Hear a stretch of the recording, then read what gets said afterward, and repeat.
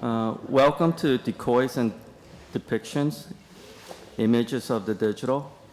And this session is about image and fictions. And thank you for coming. My name is Sung-Ho Kim, Professor of Architecture at Washington University in St. Louis and Sam Fox School of Design, and Director of Axiome LLC with Heather Wolfter. The boundaries between real or virtual, fact or fiction are constantly blurring.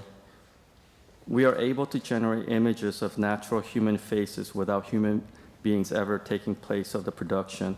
Also, we produce videos of speeches that were never delivered and create immersive environments that were never existed. At the same time, images are fundamentally restructuring our understanding of vision by transforming artificial intelligence and machine vision of gaze toward a vast accumulation of images that are collected, analyzed, capitalized, and manipulated to chart and regulate our social behaviors. The work of this panel engages with appearances and traces of realism, or with data-driven images, or with photorealistic techniques. These bodies of work not only utilizes reality of truth, but to propel these into interrogation. Image fictions are not fictional, but challenges the concept of fact, truth, and reality to reveal all the states of strangeness that exist in our everyday life. Incorporating the conceptual strategies from film and painting that abstracts the reading of reality into a world of the uncanny. Image fiction delays the perceptual reading of this world and challenges us to recapture the transformation of reality and fiction. Then how does architecture, a discipline tasked with confronting the real, struggle with the complexity of overlay of virtual and physical realism? How might our projection of future realities take on political postures rather than responding only to the capitalistic desires? These are some of the questions the panelists will provoke today. So I want to introduce our panelists. Tim Portlock is actually a member of our faculty. He's the associate professor and the chair of the undergraduate art at Washington University. Tim runs an art practice incorporating CGI technology to render images of urban conditions and environments that bridge video gaming visualizations with hyperreal detailing of urban infrastructures. Karel Klein is a co-director of Roth and Klein with David Roth, who teaches at SciArc, Pratt, and University of Pennsylvania.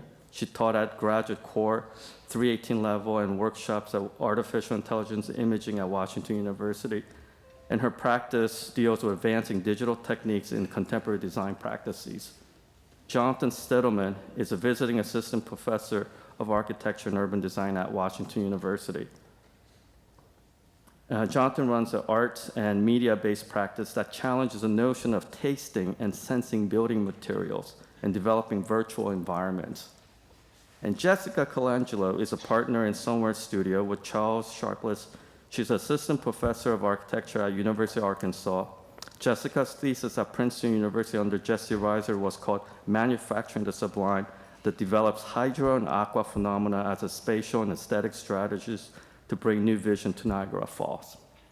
And Amy Hauft is an artist, and I would like to think of her as a designer, and director of College of Art at Sam Fox School, and she's an endowed Jane Reuter Hitzman and Herbert F. Hitzman Jr. Professor of Art at Washington University in St. Louis.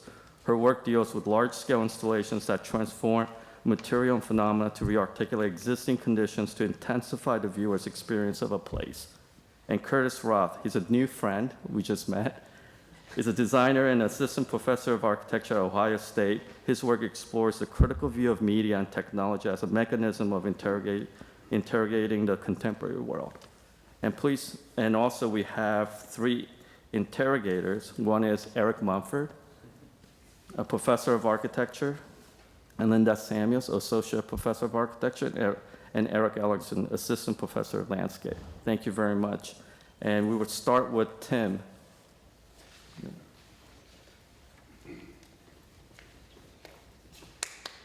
Thank you, thank you, thank you.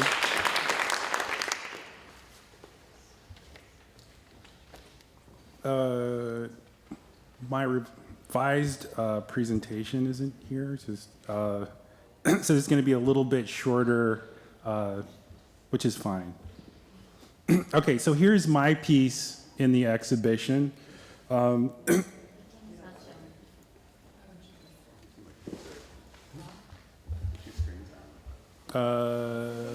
to disconnect them because of presenter mode, but it seems that this screen, the primary screen is not working. Oh, okay. So my revised one is here. Can we make it Japanese? Let's see if we can do this.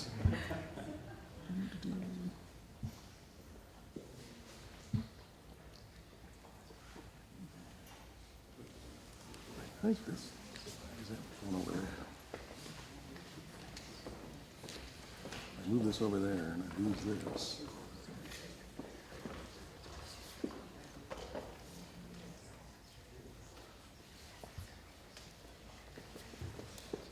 This or is it PowerPoint? It says, mine says revised, so whatever that folder is. Close this.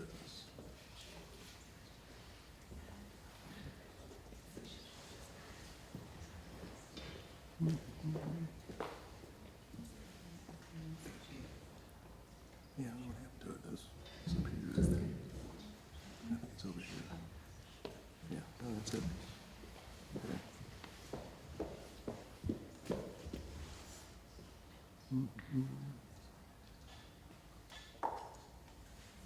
Oh, where? Just Is go it- is it full PDF? screen, just go full screen. Oh, okay.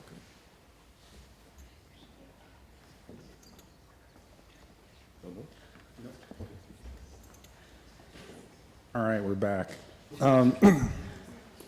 So this is my piece in the exhibition, and I'll just talk about how it's made and the ideas that informed its making. So this image is loosely based on or came out of about the 8-year period I spent living in Philadelphia.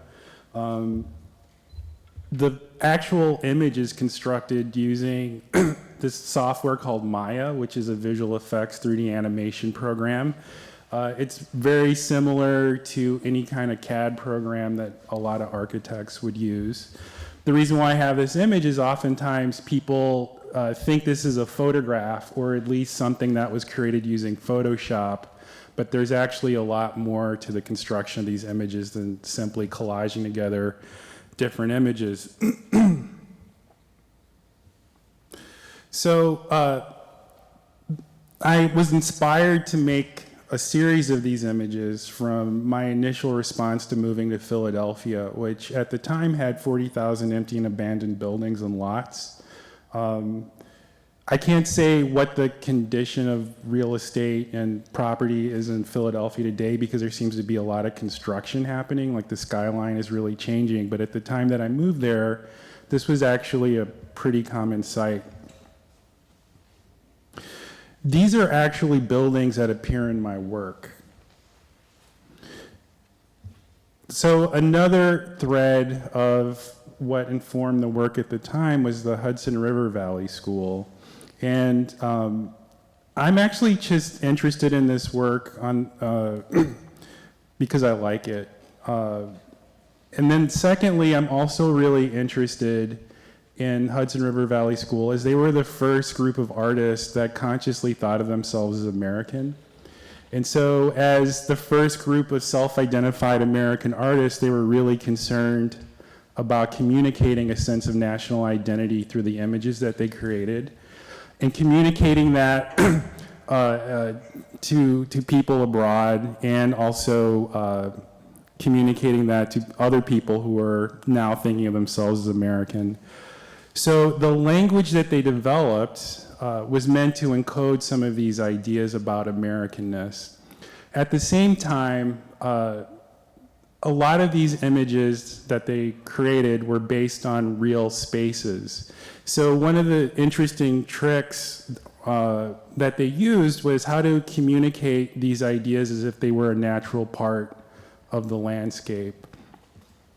So this painting specifically is based on Mount Holyoke. And in fact, it's called View from Mount Holyoke. And it's one of the few paintings that I specifically reference in my own images. Like I would say the use of these conventions in my work is more general, but in this particular instance, I was really specific in referencing this one painting. So I can just do a quick comparison. So Thomas Cole was kind of an outlier as far as Hudson River Valley painters in that he actually was really concerned about the damage that was being done to nature at the time. So this was a time when the landscape of America was starting to be tamed with farms and factories or pre-industrial factories. And so a lot of what motivated this painting was sort of showing the damage that was being, from his perspective, being inflicted on the landscape. So if you look on my right, you can see the wild. I'm going to make sure I got that right. You can see the wild, untamed wilderness, and then on the other side of the painting, the contrast with the landscape that's been turned into farmland.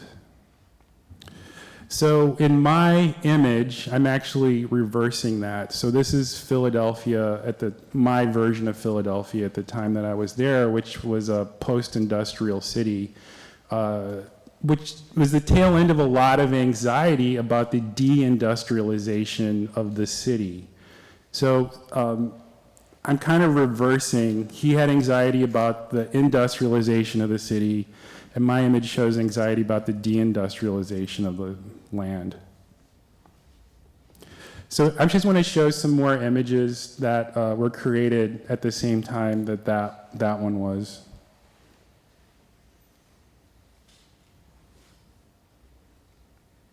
So I'm taking a lot of creative license with the imagery. So all the buildings in these cityscapes are based on actual buildings, and I limit the buildings that I'm going to use in my imagery to places that I'm pretty sure are empty or abandoned. Like, you never entirely know for sure if someone's living in any of these buildings.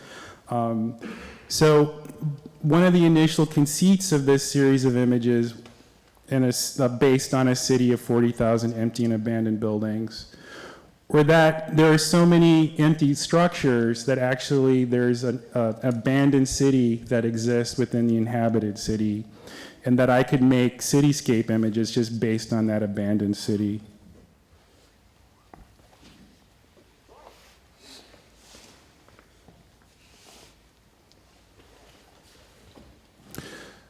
So those previous images were based on my own interaction with the city.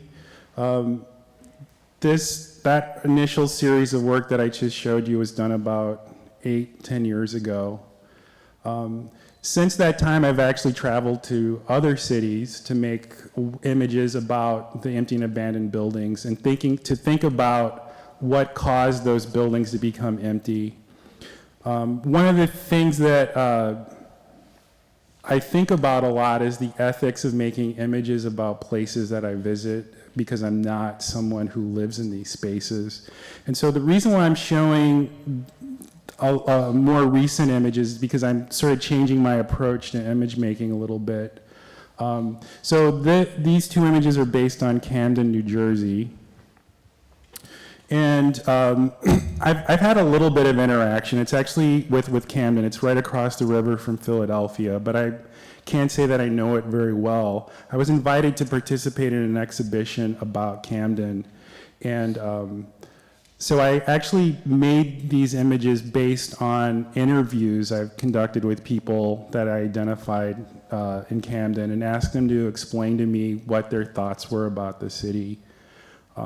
So what that enables me to do is actually allow other people's descriptions to inform the idea that I have about Camden that generates the work.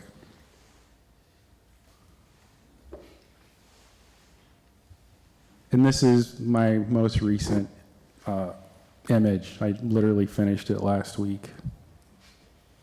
And that's it.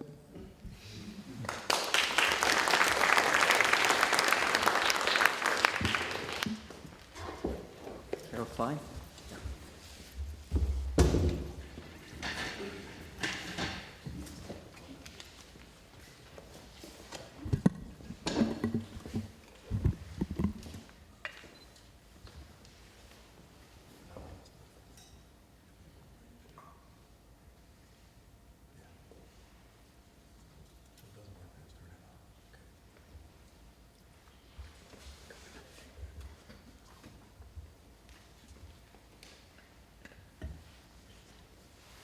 Some of my image files are so big, this isn't one of them, but I'm afraid they're not going to be showing up, and that I won't even know it.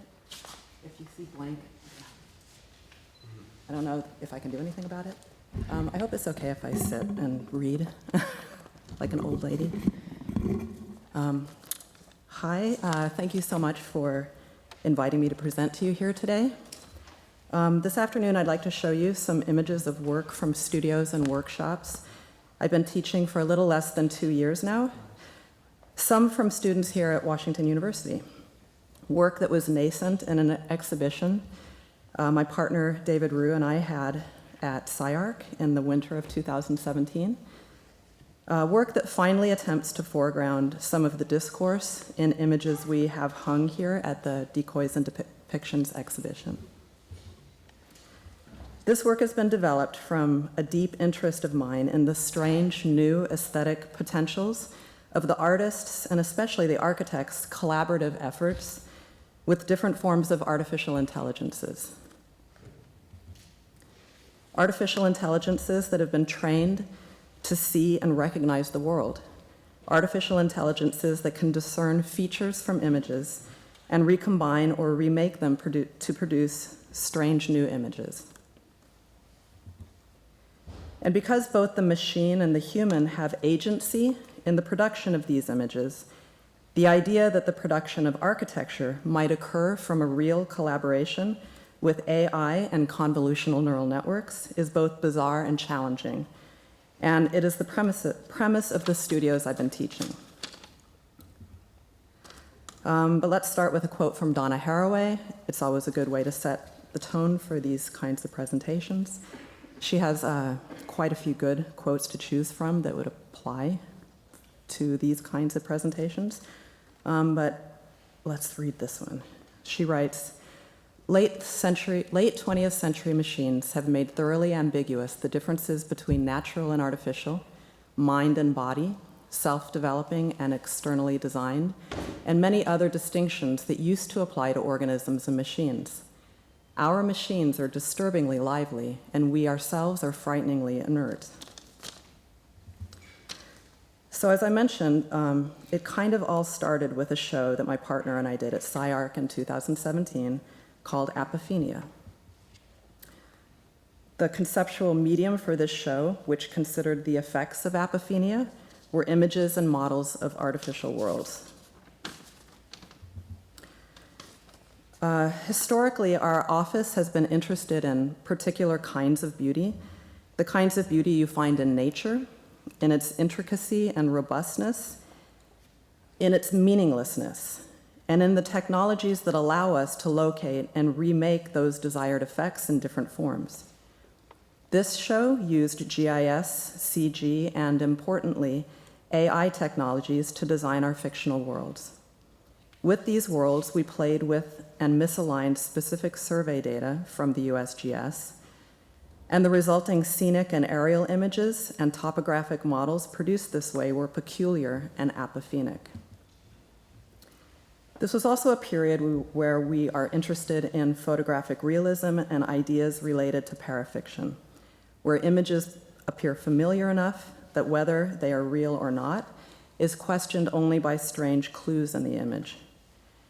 And this oscillation between an almost dismissible image of nature and a strange image of nature lends to the sensation of defamiliarization and produces the effect of apophenia. So what is apophenia? It is the tendency to perceive a connection or meaningful pattern between unrelated or random things. The notion of apophenia in our work has always been important to us, and it is in part what was compelling about the early results we were getting using convolutional neural networks. Meaning or meaninglessness. Our aim has always been to produce work that is intricate and robust enough to be on the verge of multiple meanings, to work impersonally, and to produce impersonal work that is itself ambivalent towards meaning. The sensations of apophenia, estrangement, the uncanny. There have been degrees of underlying interest in these effects in our work for a long time, and with the initial results we were getting from these convolutional neural networks, these interests became overt and at the foreground. And when we began playing with AI and CNNs for the SciArc show, we were kind of blown away at the kinds of imagery they were able to produce for us. Familiar landscapes became strange, new, and deeply compelling. They became truly otherworldly. And after having made those early images, I wanted to dive deeper, and I took that desire and turned it into a graduate-level architecture design research studio.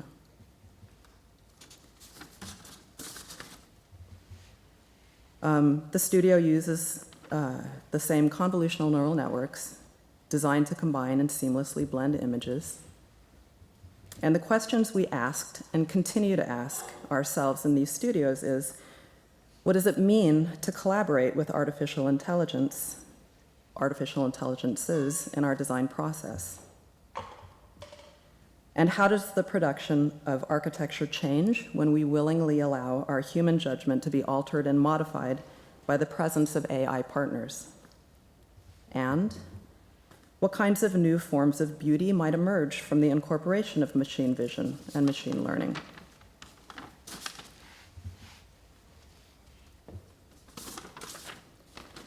I positioned the studio as a kind of gamble that a new kind of formalism might be possible from the incorporation of machine vision and machine learning.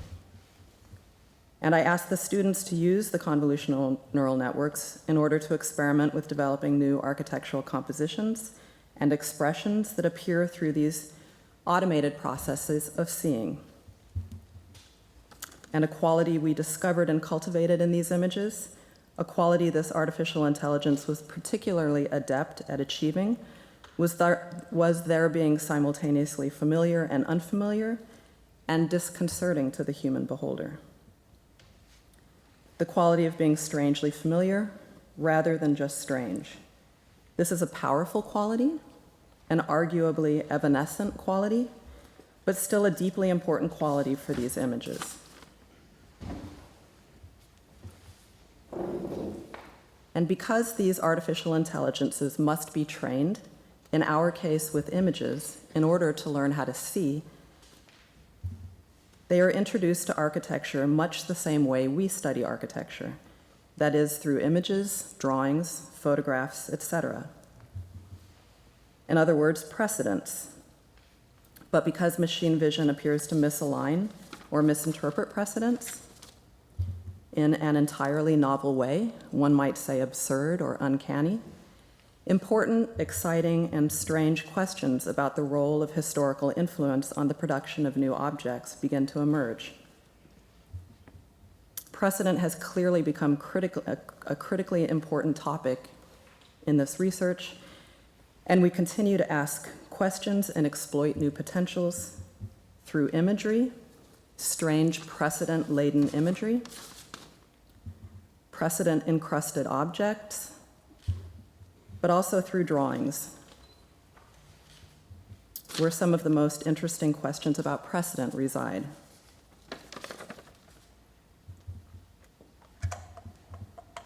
Finally, the underlying assumption is that studio projects are inadequate when understood as merely applied research. The challenge instead is to engage and develop an architectural discourse. The value of an architectural project, then, is determined by its position within a larger conversation. Therefore, the problem of our studio research is not one of figuring out how to make artificial intelligence technologies useful for designing buildings, which would simply be tool making, but instead one of developing discourse.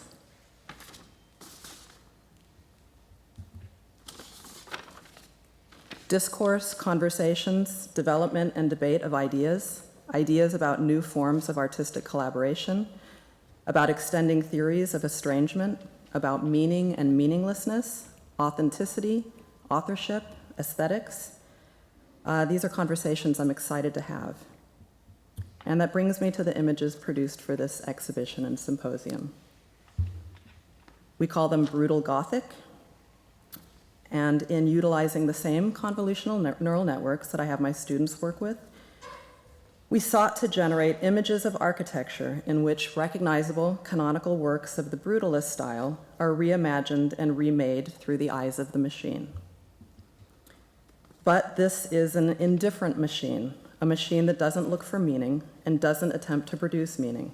So these too are apophenic. These images are not any kind of critique. They are not trying to establish an argument. They began as an attempt to persuade the AI to convincingly see and remake these brutalist icons with radically different features.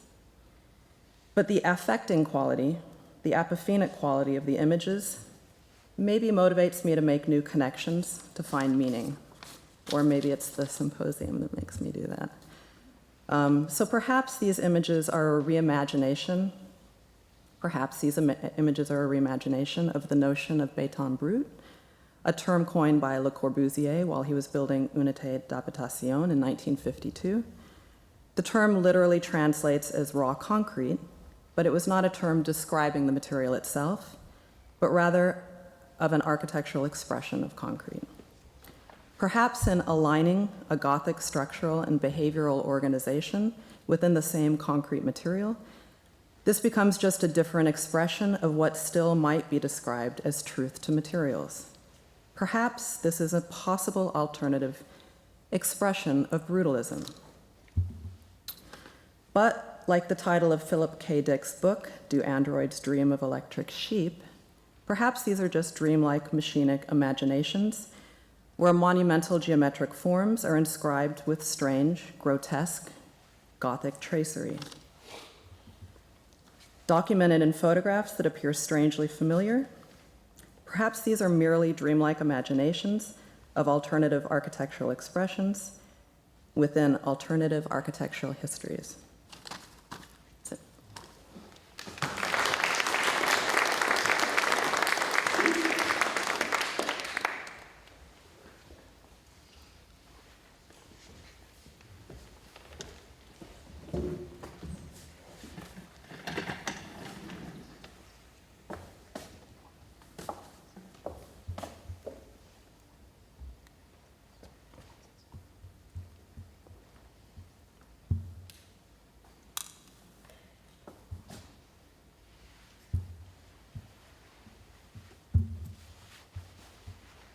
Hi, everybody.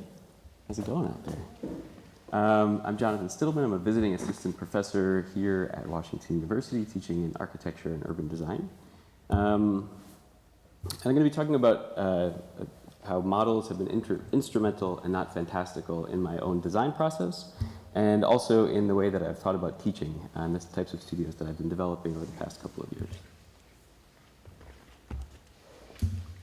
So we're going to step back to 2009 to think about a slightly different digital culture and discourse around the digital, to a project called Spy Agency that thought about what would a public version of the NSA look like. So what would it mean for the National Security Agency to become public? This was in response to the kind of gathering of emails. This is how the 2009 began, with January 5th, Intelligence Court rules wiretapping program legal. And then the sort of unspooling of this debate over the course of many months. Wiretaps exceed law. Head of Senate panel seeks hearing on wiretaps. Cybersecurity becomes divisive. Eavesdropping continues. New military command for cyberspace. Limited value of the wiretapping effort itself. And then this one, the extraordinarily punny headline, Warrantless Criticism, in an editorial by Michael Hayden, the former director of the NSA and the CIA. So these questions of how the government had the capacity to gather enormous amounts of data on private citizens led to conversations in that moment about what we trade our privacy, or how much privacy we trade in service of security, what the relationship is between the surveyed and the surveyor, and the relationship, how that relationship might organize a speculative architectural proposal. Through all of this, there's been an understanding that there are complex and dynamic negotiations of power between the state and between individuals. And that's something that will come up over the next few projects. So thinking about the relationship between private citizens and the government led to an interrogation of commensalism, the shared space between a host and a parasite, thinking about birds and how the bird is, carries along with it a series of bugs or parasites, and that the health of the organism itself relates to the number of parasites, or the ability of the host to detect and secure itself from parasites, even as it carries with it those parasites. So this was thinking about how the bird is able to sort of clean and detect threats to itself. And then thinking about the space specifically of parasites and how they latch onto or ingrain themselves in the body of the host. The site for this speculation was the Anheuser-Busch Brewery in St. Louis, Missouri, right on the Mississippi River. The Anheuser-Busch Brewery is an enormous complex of interwoven industrial buildings and warehouses, and itself is a sort of banal industrial landscape of the Midwestern American context. The site is in the space of a shipping kind of storage space. I don't know how to call it. It's like a giant parking lot, basically, next to a park on the river, and in the midst of a sort of banal industrial and infrastructural landscape. This image shows the current position of the National Geospatial Intelligence Unit, which is an existing part of the federal government that develops maps by which drones are flown. And the proposal recognizes the implicit threats of this landscape, the presence of 55-foot shipping containers, of rail yards, of barges, of cars and vans, and seeks to establish a series of layers of safety, integrating blast radii through federally established guidelines of safety. The project is bundled into the sort of far edge of the site beside a river, and the public is able to access this sort of private space, the imaginary condition of a public NSA building, along a very long landscape up through a ramp which is accessed from an open surface parking lot, and finally to puncture the theater of security through one discrete moment in the project where an individual is able to look into the space of the kind of security infrastructure as innovation is being made. All the while through this project, there's an intention to declare that there's nothing to be seen here. The fiction of the theater, I think, is implicit in the kind of construct of the project, the fiction of openness. And so the wing itself became a way of thinking about how a model could reveal a set of spaces, a set of relationships, but that it couldn't be an abstracted model. It had to be as close to the thing itself, or as close of a depiction to the thing itself as possible in order to be meaningful and helpful. I think it was interesting that the symposium is Decoys and Depictions, because this is a true decoy. It is a replica of a bird, a literal bird. And so these ideas from 2009 have then gone on to lead into other studios that I've taught over the past couple of years. Last year, I taught a studio at Cornell University with Amanda Williams, who's an artist and architect. And the work was exhibited as partner programming in the Venice Biennale, entitled Dimensions of Citizenship. But we were inspired in our teaching by the brilliance of Harriet Jacobs and Harriet Tubman, and explored spatial tactics of belonging. Harriet Tubman, I think, is a more familiar public figure, someone who shepherded 300 slaves to freedom. She's a part of our cultural legacy in the United States.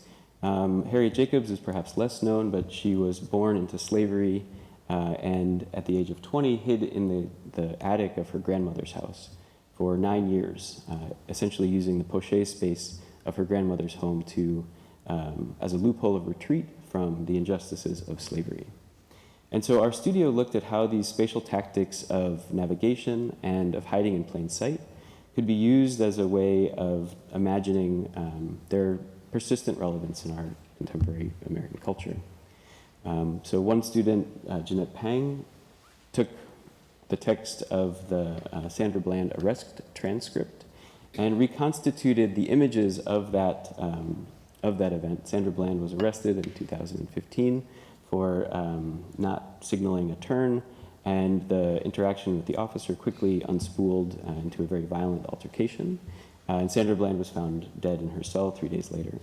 And so the student took the approach of reenacting this event with another classmate in order to reconstitute what it would mean to relate to another individual in this setting, and used the representational techniques of drawing, but also referencing at first the dash cam videos of the arrest itself.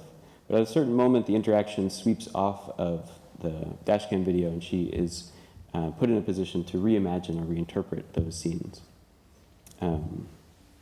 So in thinking about the relationships, in this case, between the security, in this case a police officer, and the person being arrested, she developed a series of devices to put people in those same bodily configurations with one another.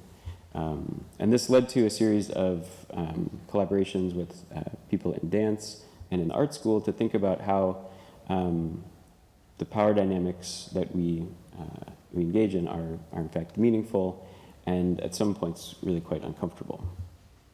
A second project, so the studio, because it was in the Venice Biennale, we decided to take Venice as a site for thinking about how people hide in plain sight. And the student, Greg Keller, an undergraduate in the program, he decided to imagine a future Venetian carnival that accommodated contemporary questions of belonging and culture. So he looked to the historical use of masks in the Venetian carnival and tried to understand what they meant, why people wore masks, and what social status they they bestowed on their wearers. So for example, the Ganaga mask, which you can see here, was a mask that was worn that allowed two people of the same sex to have a romantic encounter. And so he imagined a future state of the Venetian carnival where on the left you see his, this is your left, right? He imagines a mask intended for selling, which is one of the modes of hiding for people who are not Venetian citizens, and a mask for buying, to carry the bags of the things that you've bought.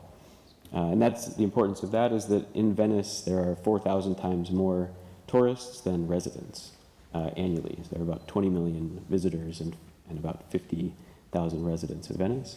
And on the right-hand side are masks for protest, a mask to convey a kind of aggregation or collective of concerned citizens, and a mask to project an individual's voice in protest. So these projects sort of led to thinking about how an individual can be empowered and to recognize or to sort of affirm an individual's position as they define their own architecture or establish their own architectural relationships. And the studio I'm teaching this semester, entitled Ghost Sanctuary, is positioned between Giorgio Agamben's Homo Sacer, which establishes two poles of power between bare life and sovereign power. And so we're exploring notions of sanctuary, memory, and exile, trying to take account of the spaces of comfort to which we can no longer return and the nature of that loss. So each student in the studio has reconstituted memories of places of comfort to which they can no longer return, essentially casting themselves as an exile in their own personal history. And then in the reconstituted image, we sort of extract site information and then design a sanctuary in that place, to imagine that the places that we find to be comfortable and safe could then be safe for others, while opening up a platform for thinking about how architecture relates to social issues of forced migration or seeking asylum. And so I'll leave you this one last image by Larissa Sattler, a graduate student in our program, who has reconstituted a memory, which is a scene of the farm that her grandfather and mother used to take her to which she can no longer return. So there is an implicit desire to reproduce the atmospheres of this place, to bring back together the people who can no longer return to this place, and to begin designing from a position that affirms her own experience as something which is powerful and meaningful. Thank you.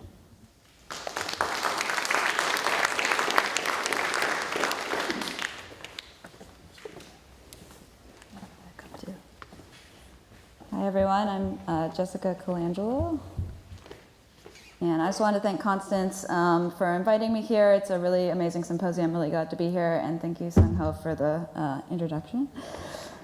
Let's see.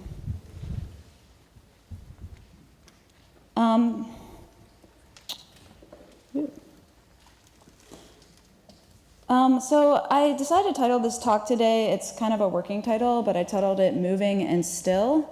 The presentation covers 3 recent projects. Oh, is it up there? Oh, sorry. Oh, do I have to change the mirroring, probably? Let me see.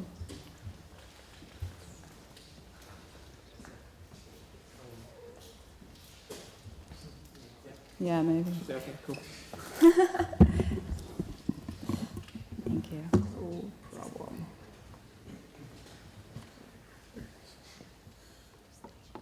Cool. I have to do slide. All right. All right. See it now? Okay. So my presentation covers 3 recent projects. The first is the project that Constance asked me to show in the exhibition called Manufacturing the Sublime at Niagara Falls. And then the last 2 are 2 much smaller scale architectural objects that my studio, Summer Studio, did within this past few months, actually. Though the projects are quite disparate in scale, from the scale of the landscape to the scale of the architectural object, the projects look at the challenge of designing for conditions that are at once static and dynamic, moving and still. In these 3 projects, this challenge presents itself through natural monuments frozen in time, which I think will have some relation to Tim's talk, the short life of temporary architectures, and confronting the roadscape of suburban America.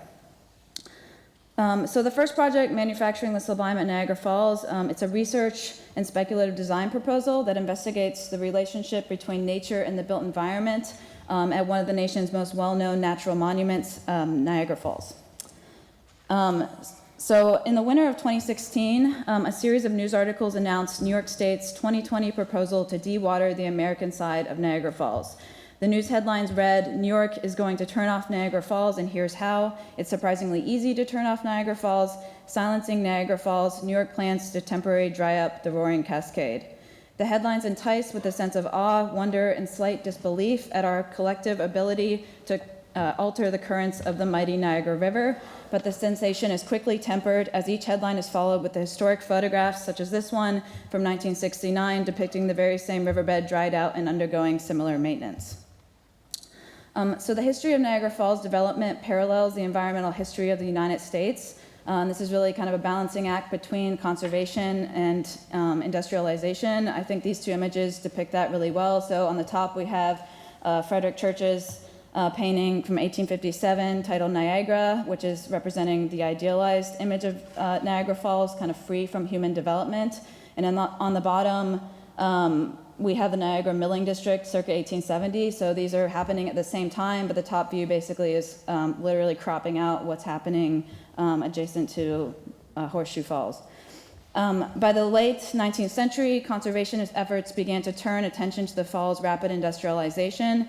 Frederick Olmsted, among others, spearheaded a movement named Free Niagara to return the falls to their natural, pristine state. Olmsted's efforts culminated in this report, the Preservation of Scenery Report in 1879, which was basically asking for the reservation of parkland around the falls. So he showed photographs like these that talked about the degraded image of the falls and the industrialization, and then renderings like this one, or renderings, I guess, perspective drawing, that basically talk about an idealized view of what the falls could be if we return them to their natural state. And highlighted in green is what Olmsted proposed to be 200 feet of parkland on either side of the falls that should be free from human development. So this report's successful, and in 1885, New York approved Olmsted's vision, creating the first state park in the United States, Niagara Falls.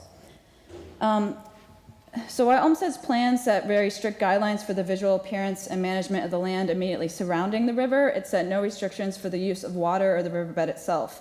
So in the 20s, a desire to reconcile the need for power supply and the scenic spectacle of the falls established a special board, an international board, to systematically quantify what they called the scenic grandeur of the falls. The study even enlisted a color physicist to conduct a report on the effects of water flow and volume on the color of the water, which you're seeing here, the instrument that was used. And in one of the diagrams that I really like, where they're kind of saying where they took the tests with these keynotes. So taking into account the various factors that make up the fall scenery, the report states, it seems to be a fact that perhaps more than half of the water flowing over this cataract adds nothing at all to the grandeur unless it is somewhat in the form of noise. The major legislative act that then looked to reconcile the scenery and the water diversion came in 1950 with the Niagara River Water Treaty. So this is signed between the US and Canada. The treaty basically set minimum aesthetic standards for the amount of water that would need to flow over the falls for it to retain its ideal appearance. So this was marked in the treaty at 50% water flow in daytime hours and high tourist hours, and 25% water flow over the falls at night and off tourist hours, meaning the other water would be diverted for hydropower. Following the signing of the treaty, they realized they were drawing too much water from the falls, and it was starting to alter the appearance of the falls, kind of the iconic view of Horseshoe Falls. So they enlisted the US Army Corps of Engineers and Ontario Power Company to build, there's two models, I only have one here. This is the Army Corps' model, I believe. To build these two models to basically study ways that they could manipulate the falls, so with the lower flow of water, they could still get the kind of even flow over the crest. And so they did this by basically building underground weirs and then excavating portions of rock against the falls so that the water would flow evenly. So today the falls remain under operation from the 1950 Niagara Treaty, and the idealized image of the falls is circulated, I think as we all know, if you've been to Niagara Falls, through the sale of novelty mugs, ashtrays, keychains, and postcards in souvenir shops, much like this. I propose that this calibrated image of nature at the falls has left the falls in a state of compromise. The falls are not producing their full potential in clean electric power and have become a static image of themselves. An image, you could say an image fiction. I don't usually use that term, but I think it relates here. They are no longer emblematic of the sublime, and they have been increasingly losing interest from the American public. So my proposal was to rethink the city's relationship to the river. I basically proposed to amplify the existing water cycle, to amend the 1950 treaty, to literally turn the falls on and off each day. The idea was that this would open up a new channel of the sublime for the 21st century aesthete and a new relationship between the river and the city. The project utilizes just the existing hydro system of gates, tunnels, and reservoirs, which is already built to actually have the capacity to divert all the water from the river, to turn the falls fully off at night, and then, as I said, on each day at noon. This new water cycle would divert an additional 20% of water to dams to power 600,000 homes, and the idea is that this could help raise funding for urban improvements in the city. It also proposed, in my project, basically taking Olmsted's Park and extending it as an entire loop around the city of Niagara Falls that would incorporate all of the infrastructure so that visitors and locals could actually access that infrastructure as part of the kind of artificial terrain of the park. And then it had a kind of recreational programming component. But of course, the main event for this project, or the main idea, is the falls themselves. So this kind of spectacle that you would come to the falls at noon each day as the visitor and see this amazing moment where the falls or the water would kind of hit the crest of the escarpment, and then you could see that first drop of water hitting the low pool below, and within a matter of minutes, you would see this kind of full volume of water that is what we usually associate with Niagara Falls. And then I'm just going to talk about some of the representation I used in the project. This is similar to the piece, the 24 Hours in Niagara Falls piece that's in the exhibition, but I just got very interested in kind of Muybridge photography, so thinking about this kind of still image and sequence and how this allowed me to show these different moments in time. I was also really interested in kind of setting up a dialogue with the paintings of the Hudson River Valley School, kind of like how Tim said, because I felt like this played such a large role in how Americans view nature and how we view the idea of the sublime in America. So this is basically a painting titled, what did I title this? I forgot. I think it's Niagara at Night, and it's basically depicting the kind of dry riverbed and visitors walking around with flashlights and headlamps, exploring the falls.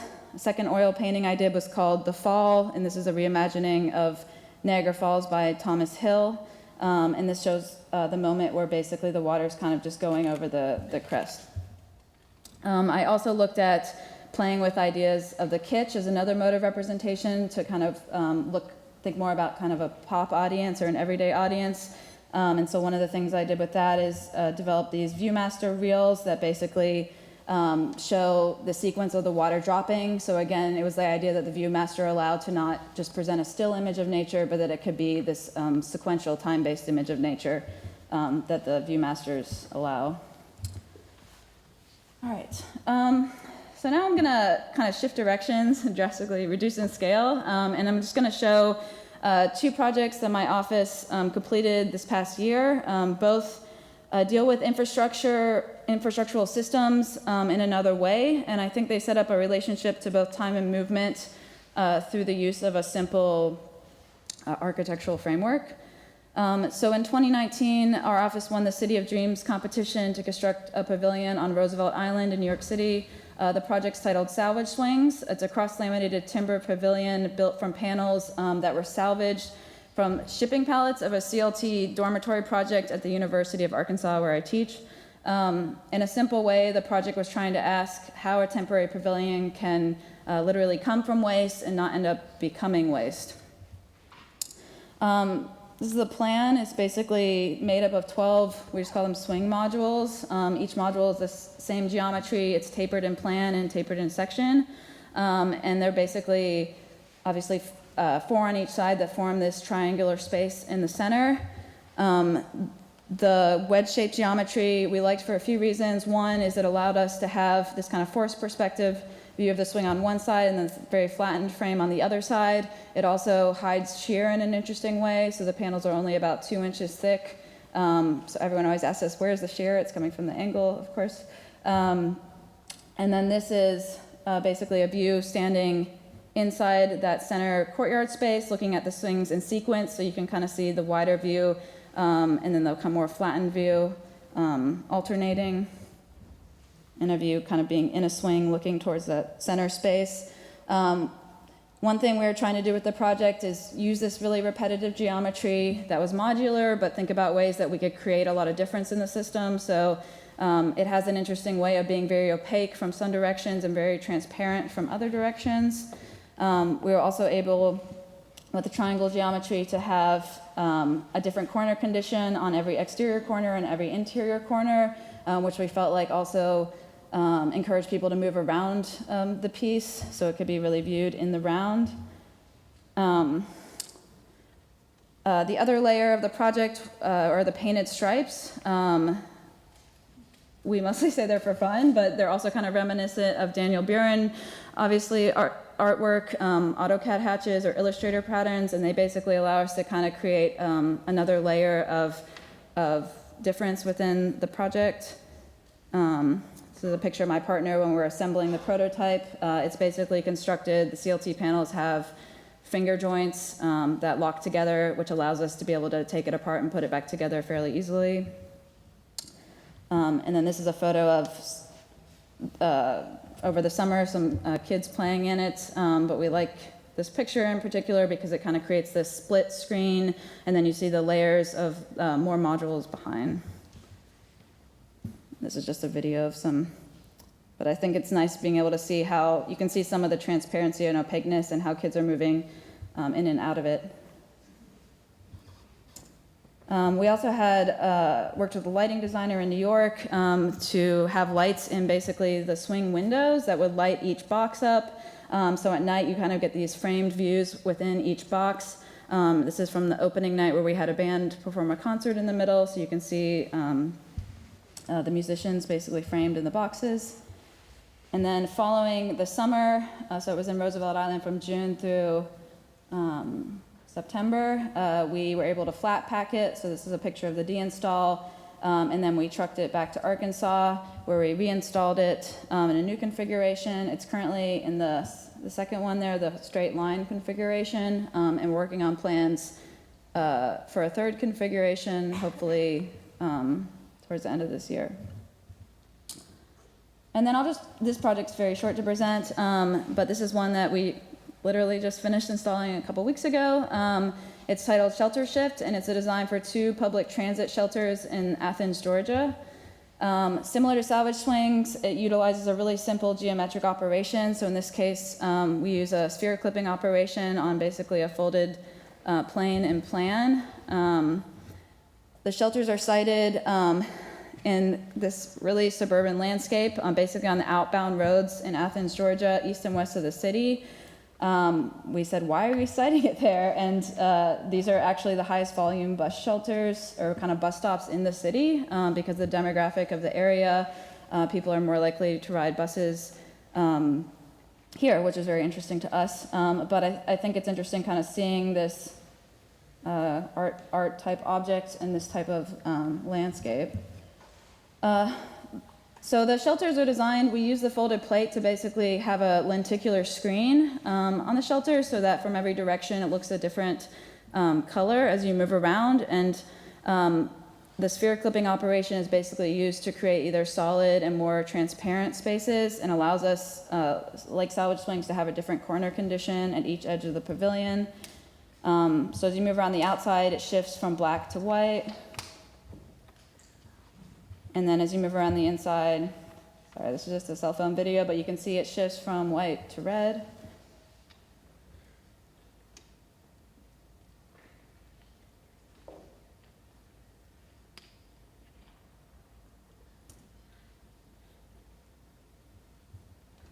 And then this is a detail showing kind of some of the layers on the inside of the structure.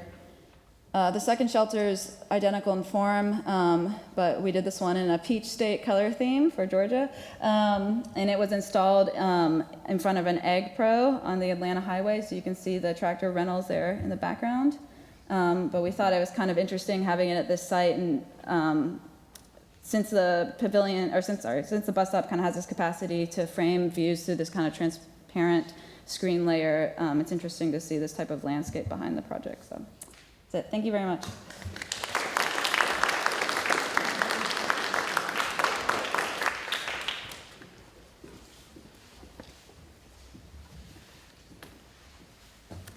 Hello.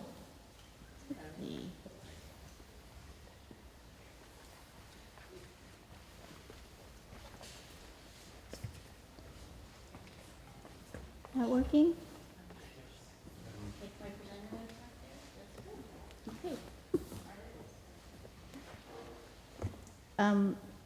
Hi, I'm Amy Hauft, and I am the director of the College of Art here in Sam Fox. I'm going to talk to you about a project I did in 2017 called Tender Glass, which was at Test Site Gallery in Austin, Texas, which is where I was living at the time.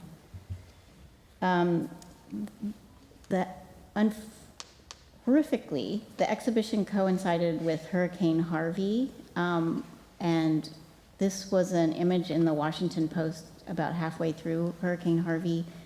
It had dumped at that point 9 trillion gallons onto the Houston area over 2 days, with an expected 5 to 10 trillion gallons in the next 2 days. And they wrote, the total rainfall from the storm is likely to tally up to a widespread 15 to 30 inches, with a few localized spots picking up 50 inches or more. Many textbooks have the 60-inch mark as a once-in-a-million-year recurrent interval. Enough rain has fallen to fill the entire Great Salt Lake twice over Houston. It would take 9 days straight of the Mississippi River draining into Houston to equal the amount of water already here. So just so happened that that was when I was doing the show. But it also happened that well, first I'll say, test site is a house gallery, meaning that it's an exhibition site inside of a house where people live, and that the artists install the work into a living environment. They pair artists with writers, and in my case, I worked with Karel, who is a cultural and art historian. I usually make very physical architectural interventions, and so I didn't want to ruin these people's lives with my art in their house. So I determined to make my physical actions take them back against the walls and up against the ceiling, and work with the existing furniture so that the living room could continue to function as a living room for them. So, but I wanted somehow to create a volumetric experience of water in the space. I wanted you to feel like a cubic experience of water, not unlike the coincidental illustration in the Washington Post article. I wanted to somehow transform the domestic into an undersea space and to cause you to literally feel the volume in your own body. So to start, I strung a curtain hanging system around the entire top perimeter of the room.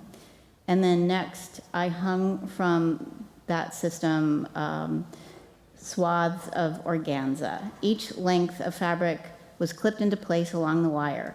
I dyed the curtains a kind of ombre blue, so it was the darkest at the top, and then it gave way to the white. It was very subtle because also the walls behind the curtains were white. Here you can see the curtains hanging around the room perimeter, directly over some of the doorways, and you'll also see some of the windows were also covered. And you can see that there was a video projection mapped to the ceiling of the space, which I'll show you more later. You'll see all the furniture is still in place around the fireplace with the, and you'll also see that the dye of the curtains was so subtle that many people assumed it to be a reflection of the video onto the white curtains. The video image was shot from beneath the surface of the sea, looking straight up at the sun in the center, and the sun's rays were projecting down, creating the illusion of a cone of light coming down into the space, which I think you'll be able to see a little bit better shortly.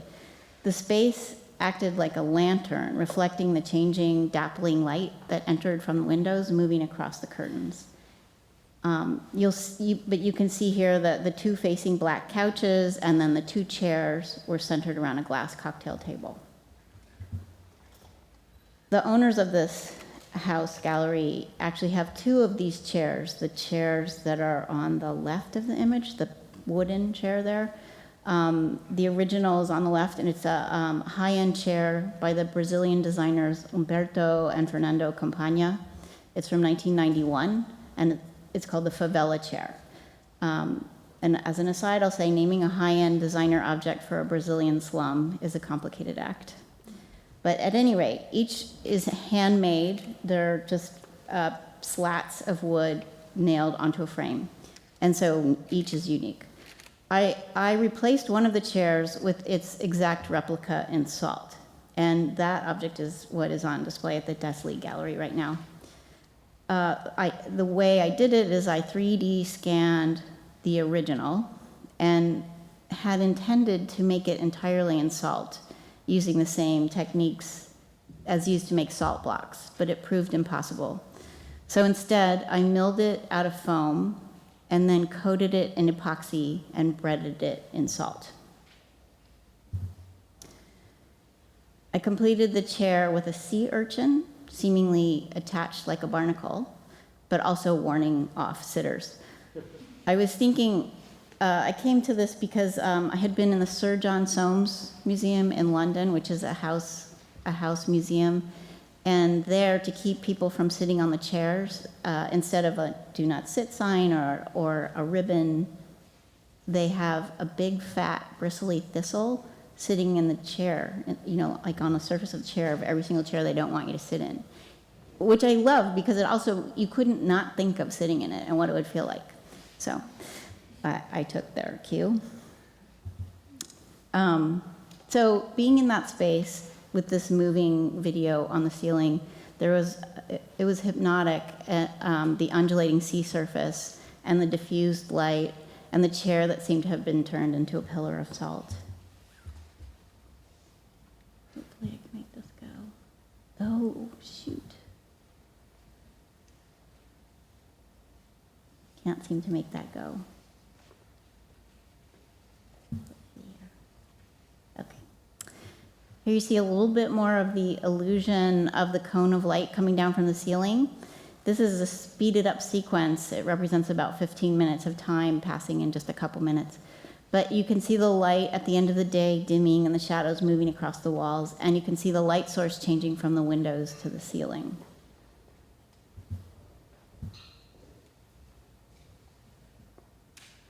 And here's the ceiling projection, so you can see it in its truer color, and also maybe you can see that kind of cone of light illusion a little bit better there. So as I mentioned, I worked on this project with cultural theorist Karel Maver. Karel had just published her most recent book, Aurelia, Art and Literature Through the Mouth of the Fairy Tale. It's a feminist/Freudian analysis of classic fairy tales, thinking about it through the image of the mouth and of eating. For our project together, Karel decided to write a fairy tale set in the imagery of my piece. We published it as a little chapbook that went with the show, and so I made this very, like a Reader's Digest version of her story. She read it to us at the opening, and we were all sitting underneath this kind of hypnotic thing, and it was very magical feeling. But anyway, I have it for you here. It will take about 5 minutes to read. I'm gonna just go. Okay, it's called Sweet Salt Sale Dolce by Karel Maver. To the listeners of my tale, long ago, salt was so precious it was known as white gold and was served in very elaborate containers. Silver cellars fashioned to resemble fancy chairs or thrones. These salt chairs were placed at the head of the table near important noblemen and women who sat above the salt. A bigger salt chair signified wealth or a more prominent place in society. So that's how she starts her story. The first needle slides in with ease. A minuscule red bud of blood blooms around the needle, which remains stuck below my skin. It does not make me sleepy at all. The second needle enters with equal ease. Flat on my back, my body covered in needles, I am the patient of an ambitious acupuncturist, a living pincushion, a Saint Sebastian girl. My olive-skinned eyelids grow heavy above my ultramarine irises, like curtains beginning to shut out a view to the sea. I fall asleep with only 2 needles left to go. Regina was not just a nurse, not just an acupuncturist, not just a tattoo artist, not just a seamstress, not just a cook, not just an occasional sorceress. She was the assistant to the king. The king, my father, was a greedy and needy man. She did everything for the king, who had everything. She was a marvelous cook, an excellent seamstress, especially adept in working with silks dyed the colors of the sea. Before Regina was personal assistant to the king, she worked with Mario Fortuny, sewing Delphos gowns pleated with the ripples of the Grand Canal. She knew a lot about needles. 2 other princesses lived with me in our father's castle on the Adriatic coast of Romagna. My eldest sister, Aurora, is tall and magnificent like the morning sun. My middle sister, Luna, is curvy and sensual, like evening moonlight. My body holds a beauty of a different order. I am boyish, strong as ocean waves.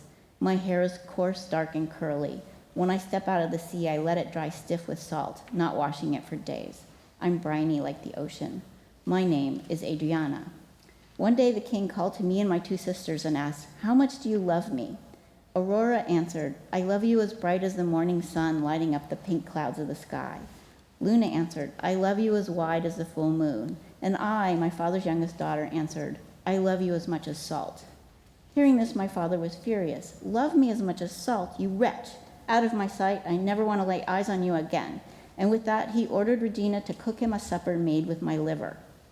Regina agreed, all the while fabricating another plan to save my life with the help of my maternal grandmother. They decided to hide me in my father's enormous silver salt cellar chair, to secretly transport me far away. But first, Regina would use needles dipped in a secret sleeping potion, inducing me into a long slumber, still and quiet, but alive. When Regina induced my sleep with her potion-dipped needle tips, she was careful to place them below my skin in a pattern of stars. My skin was her fabric. She knew these celestial shapes would bring me good fortune. With my eyes closed in heavy sleep, Regina carefully inserts the final two needles, the first through the center of my eye, piercing the olive-skinned lid and directly entering the pupil. The second through the center of my right eye, piercing the olive-skinned lid and directly entering the pupil. Regina then gently wraps me in bands of dark blue sheer silk, like wide ribbons of wet seaweed, with great care so as to not disturb the needles. Once I'm fully shrouded, she judiciously lays my swathed voodoo body in the seat of the enormous silver salt cellar chair. She closes the seat. I'm sound asleep and well hidden. "Take this salt chair and sell it," says my grandmother to her most trusted servant. "When asked the price, if the person is poor, say it's a fortune. But if it's a well-to-do gentleman, say he can have it for a song and make sure he gets it." For that evening supper, Regina served my father calf's liver with melted onion, sage, sea salt, and butter.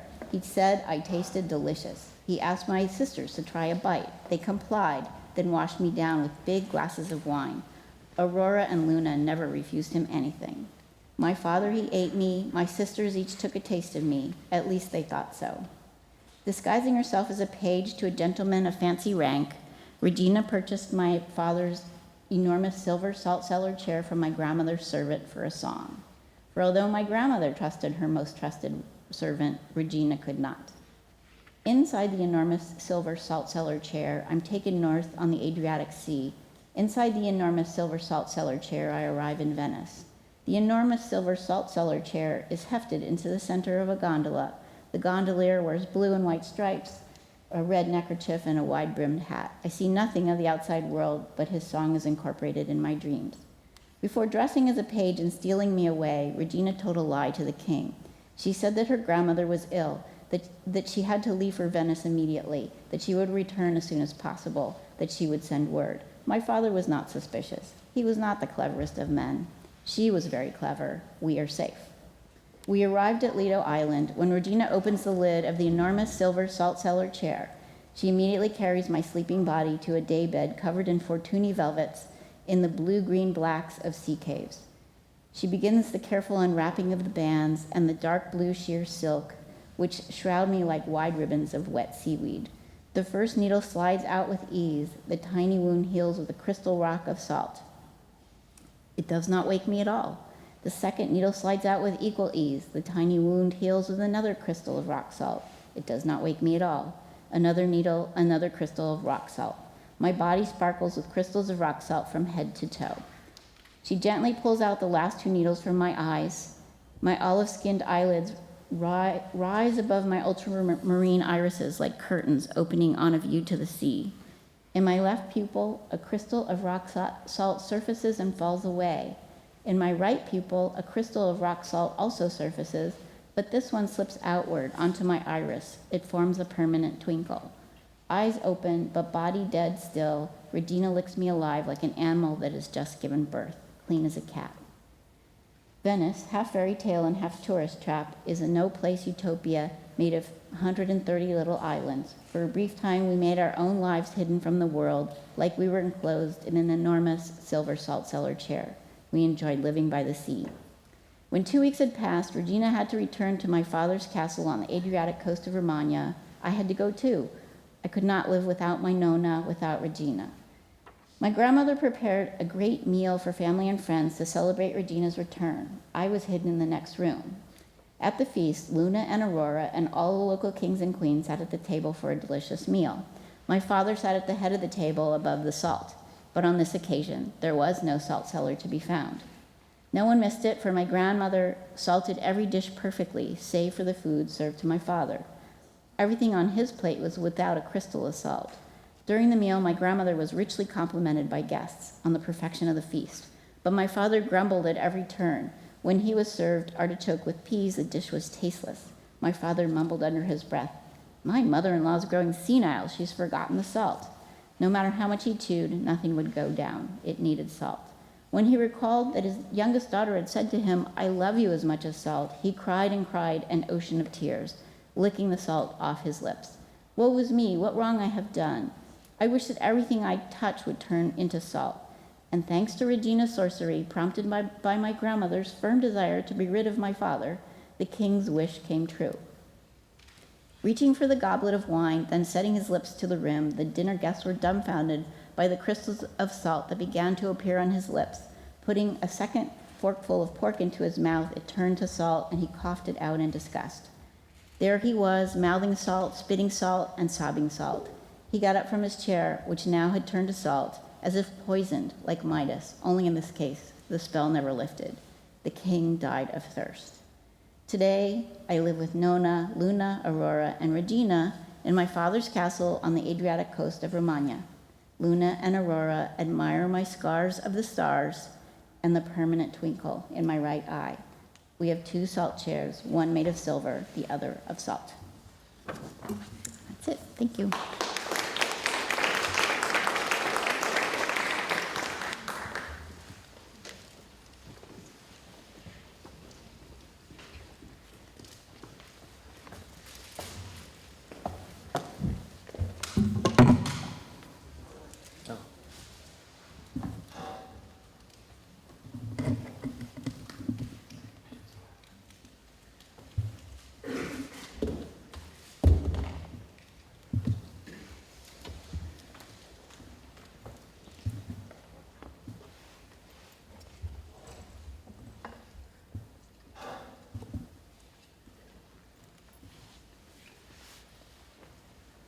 Okay.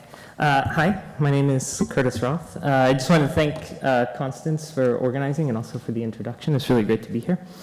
The project that I'm going to start with is the project that's featured in the exhibition here that we saw last night. It's a little, maybe a little, sorry, is this really loud? It feels really loud. It's a little weird, I think, to have this project in the show because it is itself an exhibition, and so this is the kind of documentation of an exhibition which I put on along with a number of other people at the Academy Schloss Solitude in Stuttgart in 2017. The documentation, which you see here and also in the gallery, was produced collaboratively between myself and a photographer named Frank Kleinbach, who's the contract photographer for the gallery, so he's brought in to shoot all of the shows, along with a number of like 30 to 40 anonymous people online. So to give you a little bit of a backstory to sort of how I ended up there, I had spent 2016 at the Academy developing a small pamphlet and a series of 9 projects, which examined 9 economies of outsourced digital labor.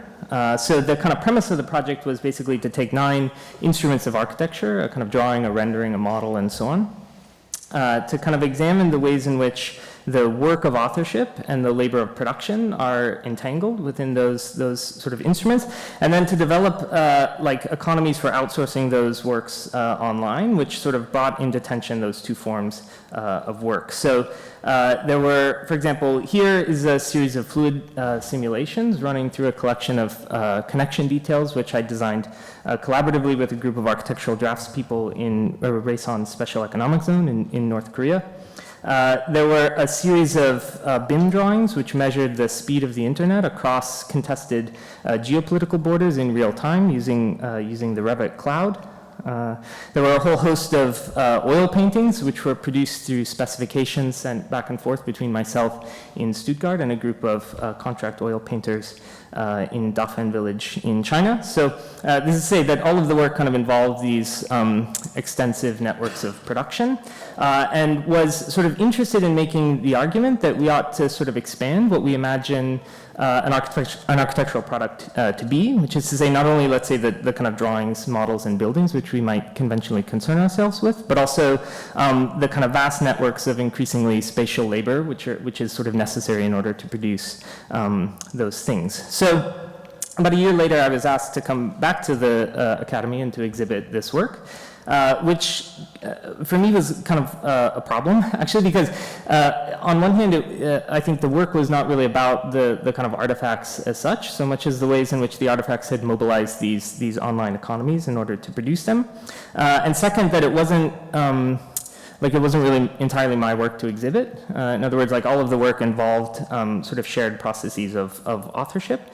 And so what I wanted to do in the show was to kind of come up with a way to sort of think about the exhibition itself as a site in which multiple kinds of labor converge. So like the kind of work of for example, an artist or an architect who produces certain kinds of works which are made available for an audience's thinking and feeling as they experience the show. But then also, of course, like all sorts of other types of labor, like sanding and building model stands and shipping things across the country, which are often kind of invisible forms of labor. And I think conventionally we imagine that like the more invisible those types of labor are, the more immediate our encounter with the first kind of labor is. So like the labor of the artist or the labor of the architect. So the kind of goal of the show was to sort of reverse this equation, basically, to pronounce all of those forms of invisible labor, which typically come along with an exhibition, and to put them at odds with the work that I had been invited to show in the first place.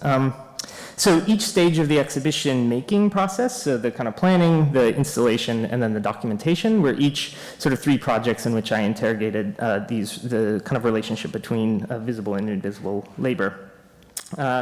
The planning took place here, which was a digital reconstruction of the gallery in which I'd been invited to exhibit. It's kind of, I don't know if you can see my cursor, but it's this small, sort of very long hallway in a kind of German Baroque, 18th century German Baroque palace. This sort of hallway was reconstructed digitally and then hosted online for about 2 months on Mechanical Turk. This is Amazon's micro-labor platform. So it's essentially a platform in which you can farm out very small repetitive tasks for extremely small amounts of money. So for example, like 5 cents to draw bounding boxes around fingers would be like one task that you would find on Mechanical Turk. In this case, it was a kind of staged as a kind of curatorial video game. So like the most boring video game ever. It was basically the gallery. There was a whole series of pieces which were available to be exhibited in the show, and people would be paid to enter into the video game and interact with the content. You can see in the bottom left-hand corner there's a bank, and so people are accruing money at a rate of roughly $15 per hour. This was connected to my PayPal, so they could go in, experience it there, and then cash out when they were sort of tired of it. But they could also accrue or like accelerate the rate in which they were earning money by performing various kinds of curatorial tasks with respect to the content. So like sorting between things, deciding which pieces should be kept or which ones should be excluded, writing descriptions of the pieces, and so on and so forth. So this, I don't know, I call it a game, but it's not really a game because there's not really a point to it. But the kind of game was hosted on a server for a period of several months. And what that meant was that, like, as each new player came into the environment and played it, they would encounter the kind of setup which was produced by the previous player. So at the end of this, like several hundred people had come through and sort of organized this exhibition for me and wrote a series of these descriptions of the work itself, and many of them were like quite earnest, so like relatively straightforward descriptions of the kind of visual content. But then in other cases, they were sort of like using the site of the description as a way to communicate with other workers who were also like participating in the kind of organization of the show. So ultimately, it was the kind of descriptions of the work itself, which was exhibited at the site in Germany. So they were sort of packaged through these sort of techniques of packaging, and then hung with this kind of system of hanging that I developed with the installation team who works there. So that is, I won't really go into that part of the project, but suffice it to say that it was like basically a series of panels which were describing work which wasn't really there. And so it was a very like strange experience, because you were sort of, there was kind of like nothing to see really. Rather you were like seeing something that had kind of already happened, I guess.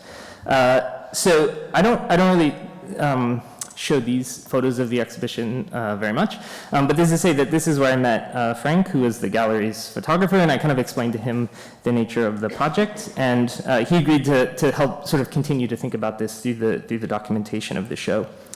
So together we had come up with basically a series of editing techniques. So he like shot each of the different pieces, and then I went back to Mechanical Turk, tracked down the workers who had produced the content which was depicted in each of those images, and asked them to write a kind of specification, or to draw a specification, which you see in the middle, which is usually done in Microsoft Paint. And this was like a specification for how Frank would employ that sort of language of edits, which we had developed together. And so the workers who had like originally produced the image then produced a series of like manipulations of these images, which are usually like, this is kind of the way that the show is typically seen.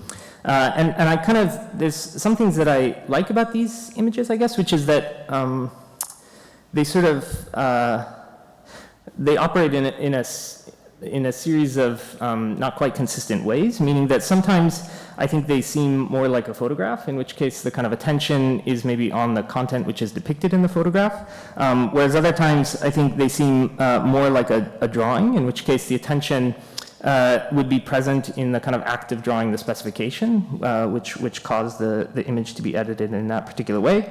And then in other cases, I think they seem maybe more like a rendering, in which case it's like Frank himself as the person who produced these images, whose sort of authorship is present in the work. And so this is something that I try to produce a lot in my work, which is to say these kind of moments in which like things appear, but it's not entirely clear who was responsible for kind of causing them.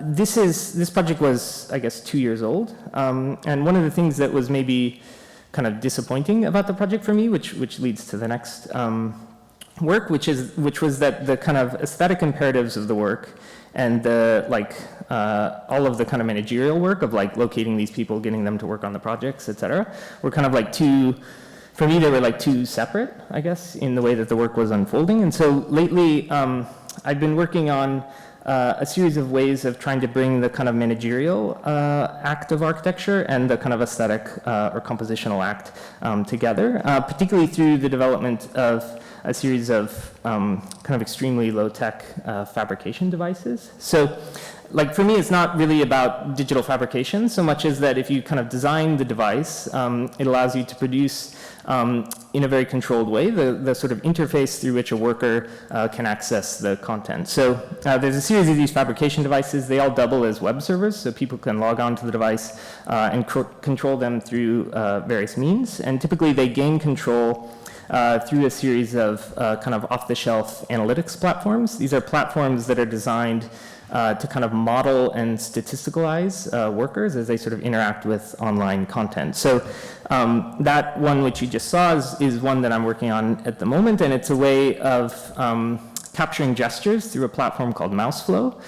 This is sort of based on the kind of terrifying idea that the way that I move my mouse when I'm surfing the web is different than the way you move your mouse, and that if you could reconstruct a kind of model of those gestures, you could not only tell the difference between me and you, but you could also like infer from that the status of our attention as we use the internet. And so I have to remember to breathe. But so these ones are capturing gestures of various online workers and producing these paintings. But the one I want to show in a little bit more detail is this one. This is I guess basically it's like a very low resolution inkjet printer, which I've disassembled and connected to this motorized rack. So it's kind of extremely low tech. but it allows workers to log on to the printer and to run various print passes. And they run print passes by agreeing to submit to a browser fingerprint. So a browser fingerprint is kind of a relatively recent innovation. It's a way to get around the kind of increasing legislation of web cookies. So it's a way to like identify people by measuring the specificities of their device. So like their screen resolution, their default language, their time zone, how many fonts they have installed, et cetera. And so the way that this device produces prints is by sort of taking workers en masse, like measuring or calibrating the kind of XYZ position, ink color, and print speed of the printer to the kind of measurable qualities of the worker. So in this case, this is a print produced by around 500 workers by measuring these 6 qualities, which you see on the right. And then in detail, it's like basically just printing figures, like numbers and letters and so forth. This is a drawing or a print which was made with 19 workers over the course of about a day. In this case, each of the columns is printed by an individual worker, and whether the arc goes to the left or the right is just a binary yes/no question with regards to the sorting principles on the right. So like, do they have a 19 by 20 by 1080 monitor, et cetera, et cetera. And this one was much faster, like 22 hours, something like that. So I ran these for several weeks. And through that, collected many thousands of individual worker fingerprints, which then essentially allowed me to begin to use this analytics platform called Oracle Crystal Ball. And this is an analytics platform which doesn't just, let's say, model and record the visitors to a website or a web server, or in this case, a printer. But it's also a forecasting software, meaning it looks at the kind of tendencies of that information and it predicts essentially subjects to come, so people who will use it in the future. And it does this using something called the Monte Carlo method. So if you'll permit a brief kind of technical interlude, the Monte Carlo method is a way of solving or forecasting the outcomes to incredibly complex parametric problems, so problems which are like too fluid or too numerous in terms of their variables to calculate discretely. And it does that through the kind of computational generation of random numbers. It was kind of first developed at the Los Alamos Research Project to sort of predict the depth in which neutrons would enter into radiation shielding material. But it became, I think, most famous in the 1950s and 60s at the RAND Corporation as part of their scenario planning solutions. So like potential atomic attacks and economic collapse and so forth. Also ends up every year in this very beautiful book they print, which is the book of 1,000,000 random digits, which is all produced with the Monte Carlo method. But as architects, I think we sort of encounter the Monte Carlo method most acutely here through global illumination. So most global illumination passes, which this is a way of rendering using the kind of bouncing of indirect light particles across digital geometry. And it achieves a kind of sense of realness in this case by using the Monte Carlo method. So when those indirect light particles hit a geometric surface, essentially a kind of digital roulette wheel spins, a random number comes out, and the vector that the light particle leaves with is determined by that Monte Carlo process. So I was kind of interested, once I had gathered all of this fingerprint information from these web workers, how I could sort of think about, let's say, this alignment between sort of like rendering geometry and rendering subjects through the kind of device of the printer.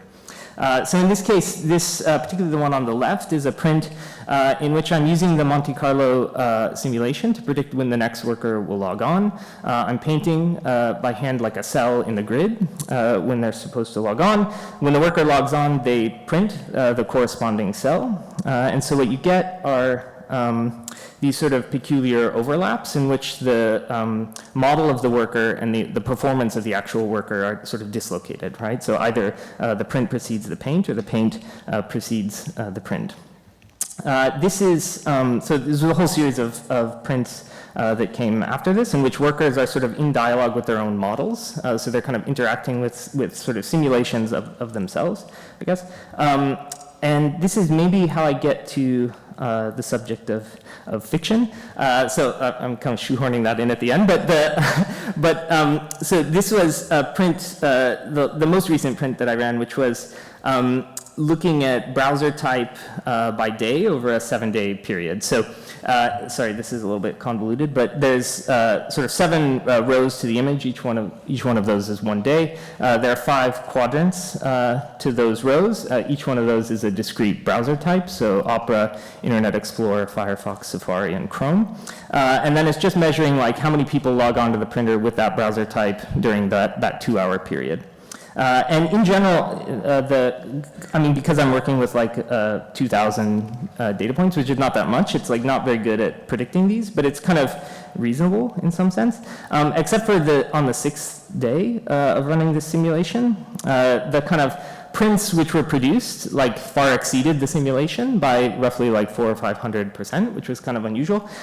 So I went back and looked at how this happened, and it was all produced by a single worker. So there was like one worker who had sort of understood the relationship between the print and the browser type, and had then basically like camped on the printer for like 2 hours, just switching between different browsers as a way to like manipulate the kind of content of the drawing, which to me is sort of interesting because it's like a way in which one is like is like altering the composition of the drawing by altering their own digital fingerprint in a way.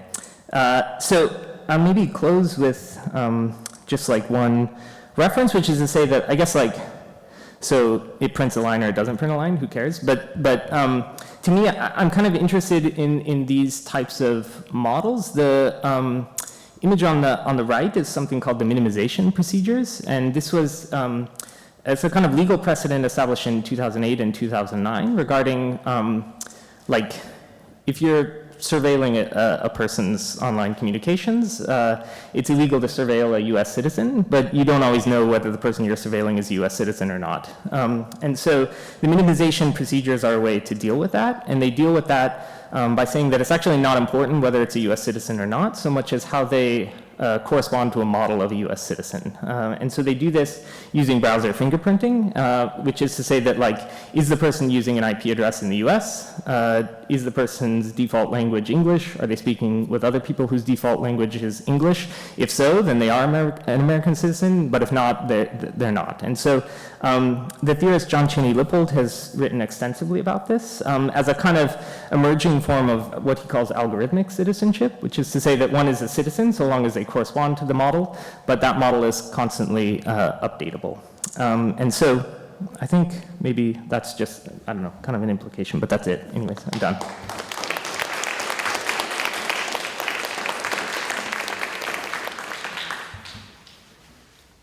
We're going to do some questioning.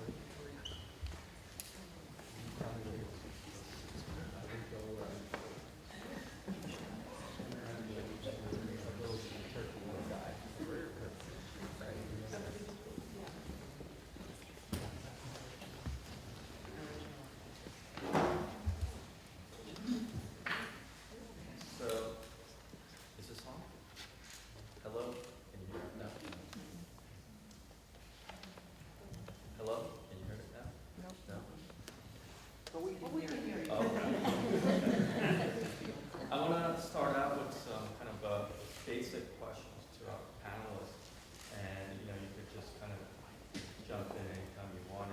One of the questions I want to ask is that what is the experiences and questions would you want your work to provoke in your audience?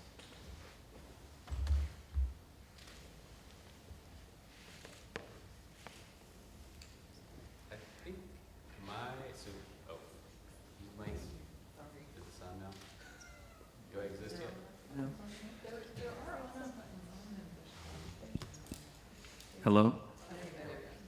How about now? Oh, okay. So wait, what was the question? How do you want your work to affect the audience, your audience? So I think the projects that I was showing really had to do with the position of the subject in the one hand, the subject of surveillance, and on the other hand, the subject of the designer is someone able to convey a personal experience into a kind of meaningful or significant architectural project. And yeah, I would say that that's a form of empowerment through design that, to Constance's description, falls outside of perhaps a capitalist mode of architectural production. I can answer in a direct. Okay, cool, mine works. Just in a direct way, I guess in regards to my manufacturing the Sublime project, that project was really about trying to provoke the audience, of like the general public even, to think about how we kind of just think of nature as this kind of manicured thing, or we don't really think about kind of how artificial it is or how much we manipulate it. And I feel like usually when I present it to architects, there's not much reaction, but I presented it recently in Arkansas, just like this local gallery in Little Rock, and there was, for some reason, like 3 older people in there that were all from Niagara Falls, and they were like so angry about the project, which I really liked because it actually meant like that it was actually provocative and had some impact to them. So I mean, I think like for me that project's about like starting a conversation about you know, how we can talk about those things differently. And I mean, I don't know how you talk about you were talking about the Hudson Valley painting and how it has this kind of American attitude towards it, and that was one of the reasons I wanted to use it or manipulate it to think about, you know, what would the image of nature look like today if it wasn't about just, you know, conservation. So I don't know if you're using it in that same way, but.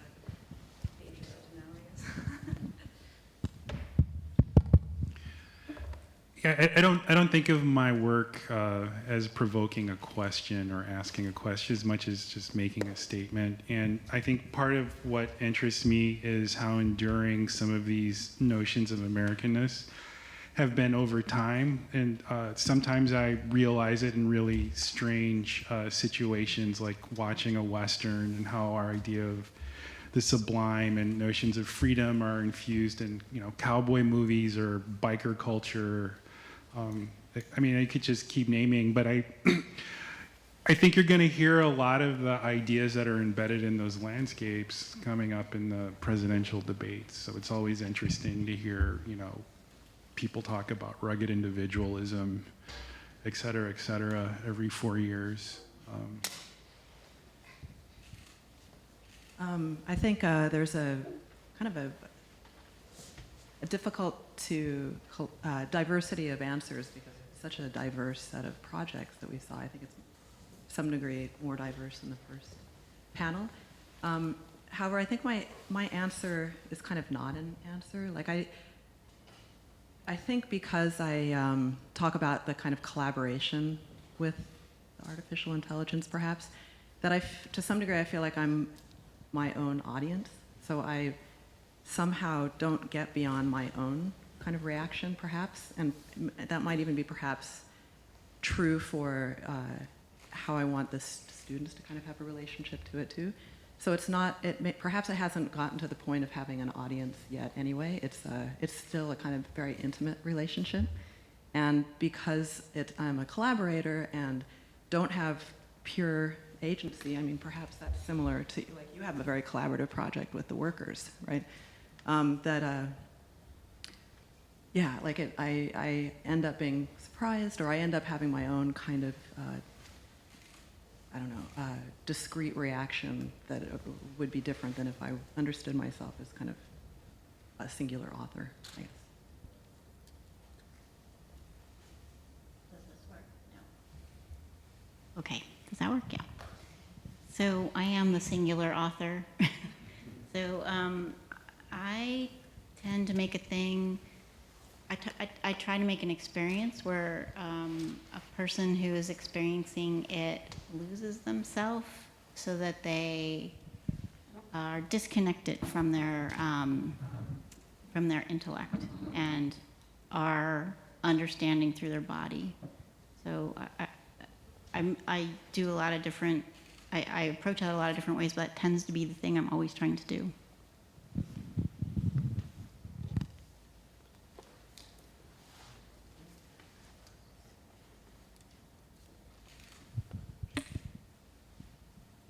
Well, I don't really feel qualified to pass judgment on the whole group or anything like that.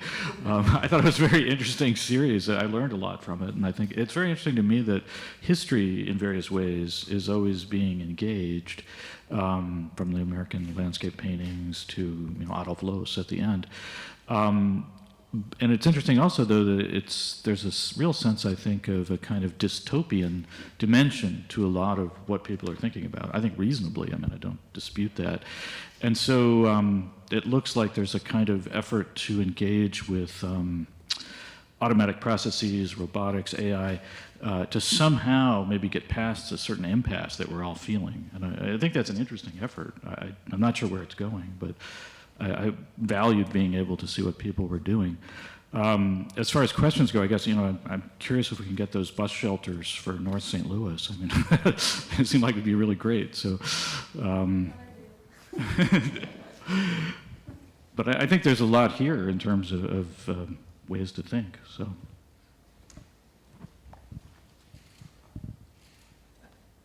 This is kind of a wisecrack, but what color do you want is exactly at the center of this conversation. I mean, you just gave away a big chunk of agency in the project. And if there is something that holds these projects together, it has to do with where do we draw the line between control and not, between authorship and audience. And I think in each case, the way collaborators were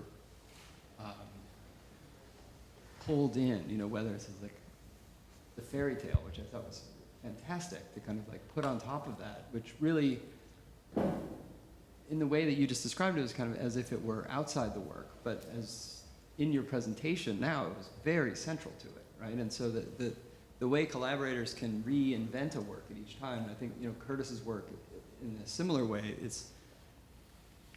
it actually doesn't exist without this very strange network of also authors, let's call them. And I think for you to point out, and in this sense, the work in Philadelphia and the work that you're doing, Curtis, where, is this really mine to give away? Is this really mine to make, in a sense? I think there's an interesting symmetry between these two projects in a way. I mean, does that seem fair to say?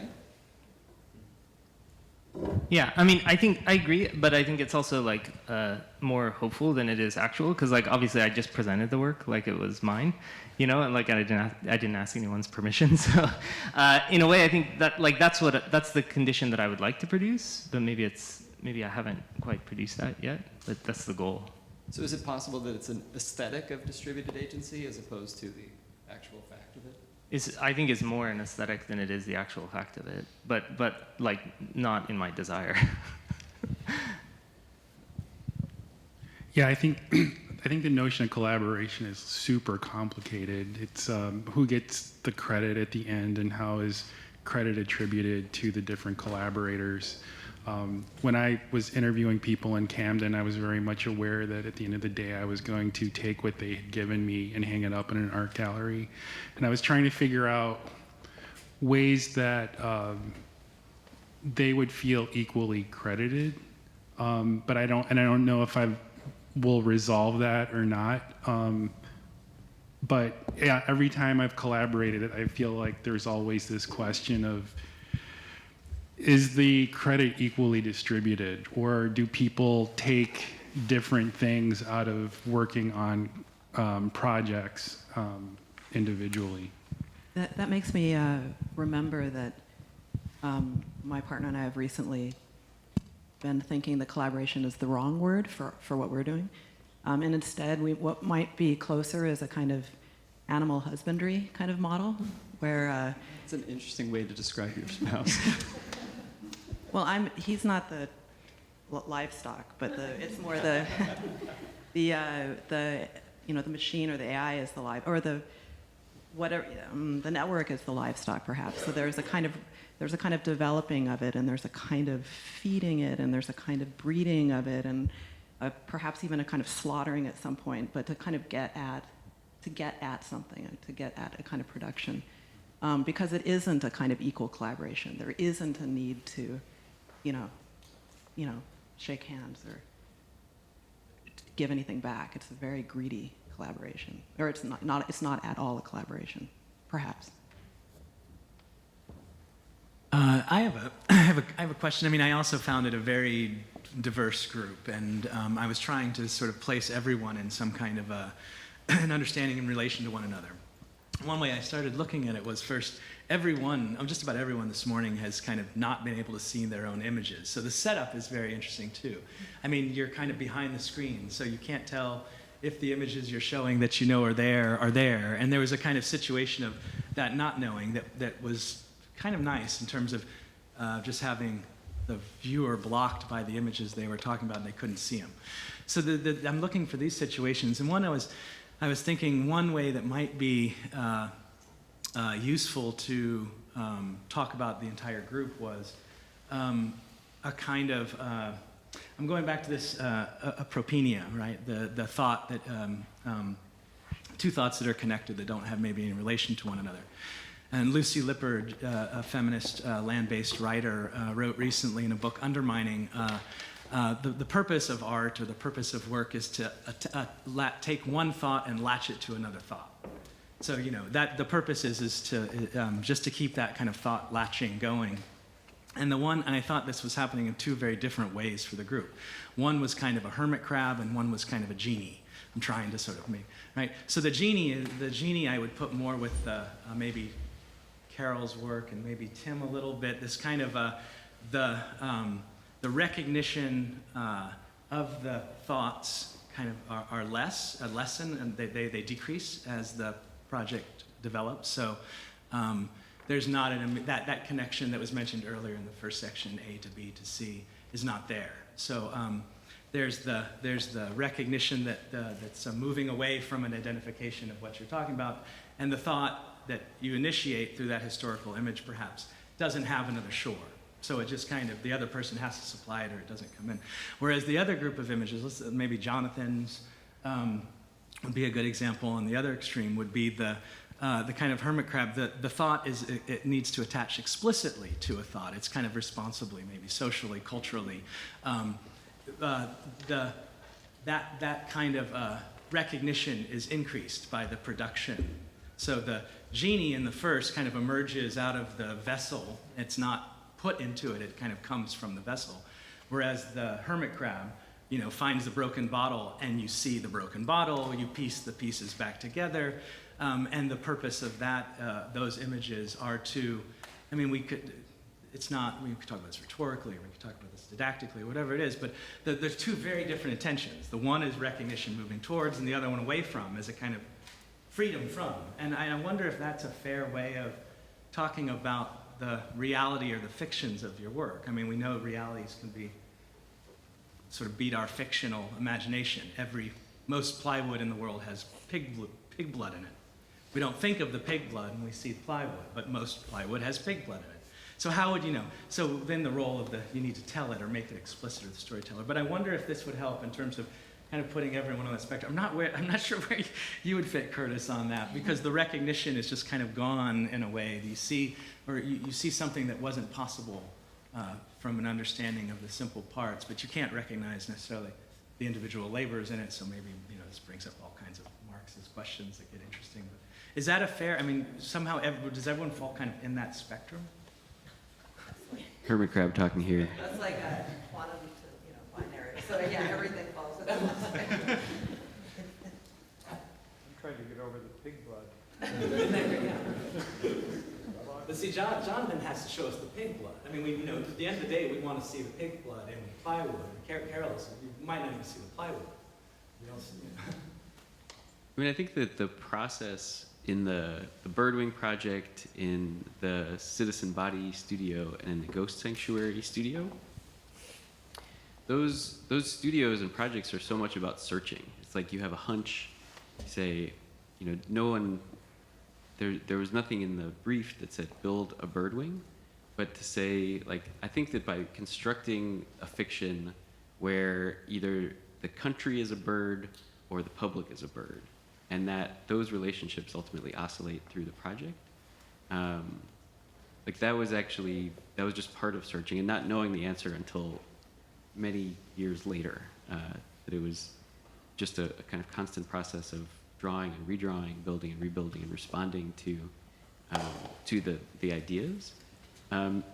Maybe I was at my own uncontrollable machine or something in your context, that I never knew exactly what was going to come next, but was always trying to find a meaningful link to what was made and how it helped resolve or add a facet to an understanding of the question, or of an understanding to the object of study.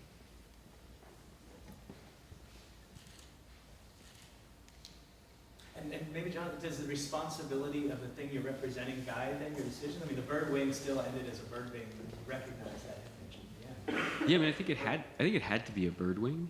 My initial impulse was to make it an abstraction of a bird wing, something that generally had layers, or something that, generally had layers or had a certain kind of space inside of it. And it was actually in a desk crate with Heather Woofter, our director here, where she's like, no, you've got to really build the thing. Like you can't fake the thing. You have to like make or reconstruct a bird wing as a way of actually pushing forward into what the design question is. So, when your instructor says you have to do the thing, then you kind of have to do the thing. But then, just in terms of how I've taught See studios, that agency slippage again? so in the subsequent studios, there's been a continued attitude of you can't make it like the reconstitution of a memory. It has to be as close to that thing as possible.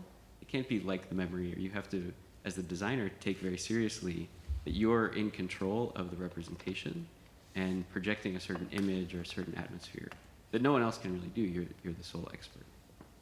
So I think that in terms of the fictions that are produced, there has to be some fidelity. It can't be loose. It has to be quite precise. And that's not fixed to any medium in particular. So the bird wing is laser cut mylar, hand sanded MDF, and basswood that is just bent to shape. But it could have taken on any number of other media to try to establish a similar approach. I'm going to say something different. Well, I want to just argue with Todd for 1 second, because I actually don't think Jessica's response was intended to give up agency. I think she was referring to a moment where she was talking about a client relationship. So in her scenario, it's right. We're talking about Eric. Eric's offering a site that would involve a client, that would require a different kind of negotiation than who has agency. But that wasn't what I was going to comment on. I was just going to disagree with you for a second. We can fight out because I still disagree with you, but we can fight about that if you want. We can do it now or do it later. Either one. Let me throw out the other thing, and then you can fight about that too.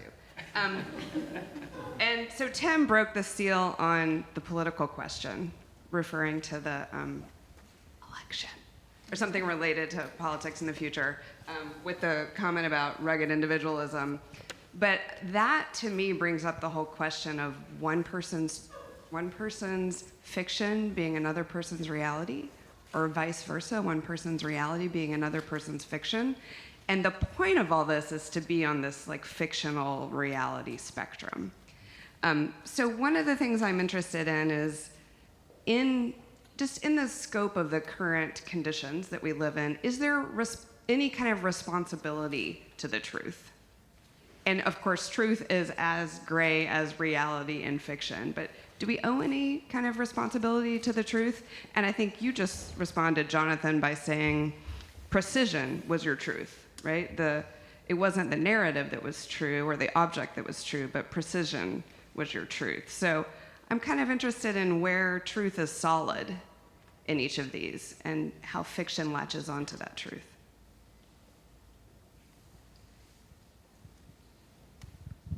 Well, I'll talk about my own experience presenting my work and how it's different depending on the demographics of the audience. So there was a period in time when people who had not grown up with computer games would look at my work and think it was a photograph, and they would be amused when they would find out that these places kind of exist, but not really. Because I did grow up playing games and working with this technology for a really long time, it never occurred to me that people would look at these images and think that they weren't constructed.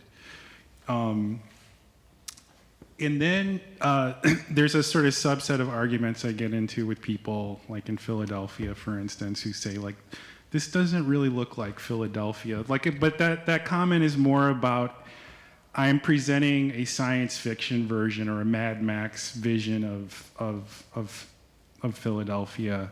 And I'm not doing that either. I'm focusing on specific details that you would not otherwise be as aware of in just a straight photograph of the space. I do think you have a responsibility to the truth, but I think where it gets complicated is where people think that you're showing a photograph or you're trying to show reality. And I think that's what gets back to one of my interests in this 19th century form of landscape painting and how narratives about Americanness are embedded in these images that are supposed to be nature and realistic. As long as we know it's a lie, it's okay. I think that, again, where people are getting confused is like they're watching Fox News or something, and that provides information in a narrative form. But I think just to add on to that, one point that you both had a fiction of an American vision. So the painterly version is like the Thomas Cole version, but the Eric Holder document of the fiction of the construction of an American citizen being through their IP address or through the various settings on their computer. I think those are two very interesting ways that a fiction of, it's like a fictitious true thing, like that someone's identity would be revealed through a set of settings on the computer, but that was good enough to comply with whatever the legal standard was.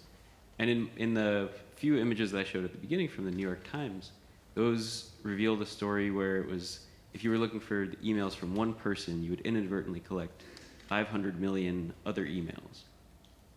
And so the fiction of precision of that data, that we can pinpoint exactly who needs to be found, I think you brought into your discourse really eloquently, that there are still fictions that are embedded in the ways that the protocols are established.